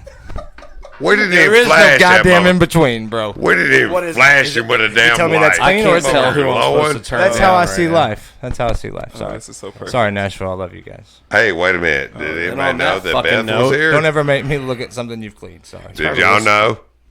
I had Did y'all? a grandma. You knew. An He aggressive knew. T-ball coach. He knew. I knew. She knew. Who But knew did what? they know? But did you know that they all knew that Beth we all was here. knew? Did you know? All right. I got to get a camera on her. There's a Hook camera him up, right hook there. him up. Whoa, Rodney. Oh, you just ruined it. Timeout chair. Ah, Although she's not in timeout. She's not in timeout. It just happened to be the It just chair happens that we to be use called the for that. timeout chair. You got a call. You got a call. You got caught slipping in the timeout chair. You behave. I can see your face instead Hi, of the Beth. microphone. You behave over there. Getting caught. thing? It like migrates up. I'm not sure what to do with my microphone. It's the what you bill of did. his I'm not hat. real- His hat keeps moving it around. The Rodney Goad shot Wait. well today. I think the My glow chair round. fell. I Guys, think he just broke the I don't floor. know what to- I don't know what to do with my Can microphone. somebody answer this? Did we pop the cherry on the glow round? Y'all Yeah, The cherry? What? pretty Y'all- sure. What happened last popped. week? Did y'all do it I last think week? Been y'all popping. messing This with is me. the Been inaugural popping since glow been round. popping. What happened last Episode, week? huh? I missed last week. We I got believe. it. We got it in. We got it. I in. bet you did. But it was just like a warm up. Oh, It was like a there, warm huh? up for the glow round. Something's I went and got in. Don't you worry about that. Rodney's Somebody give way me far something to away rant. from his mic. I need something else to rant about. Come on. Anybody? Look, I got a nice Vulcan. Let me go.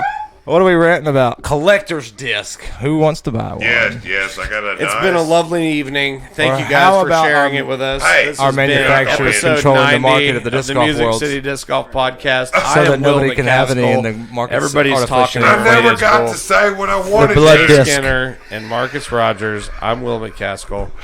What's I love up? you, What did you Nashville. want to Good say, night. Rodney?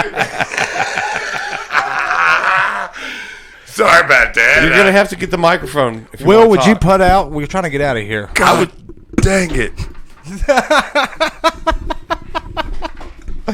We're gonna need you to tap that out, Will. Bruh. Give me my damn Vulcan. What? Oh, I gave Rodney a disc. It's blue. All right. Good night, everybody. Thank you for tuning in. This Love has ya. been the Music City Disc Golf Glow Podcast, round. episode 90. Thank you, Rodney. no, it's not been a episode blast. 90. This is episode 1. Thank you, Mr. Will. Thank you, Marcus. Glow round. Thank Yes. you, Jay. Thanks for Yeah. coming. Thank you, Rodney. I can't Blue. believe you know. Thank you, Beth, for putting up with our shenanigans. Yeah, 10 more we'll get back to you episodes on some more coherent stuff Before later. episode 100. Get ready. Yeah.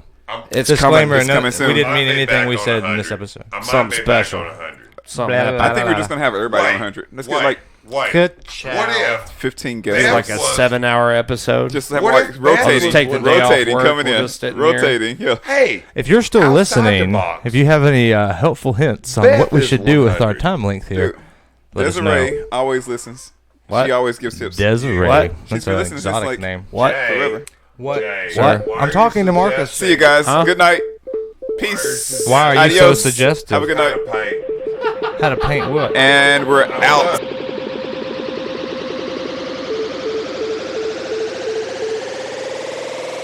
Let the bass kick.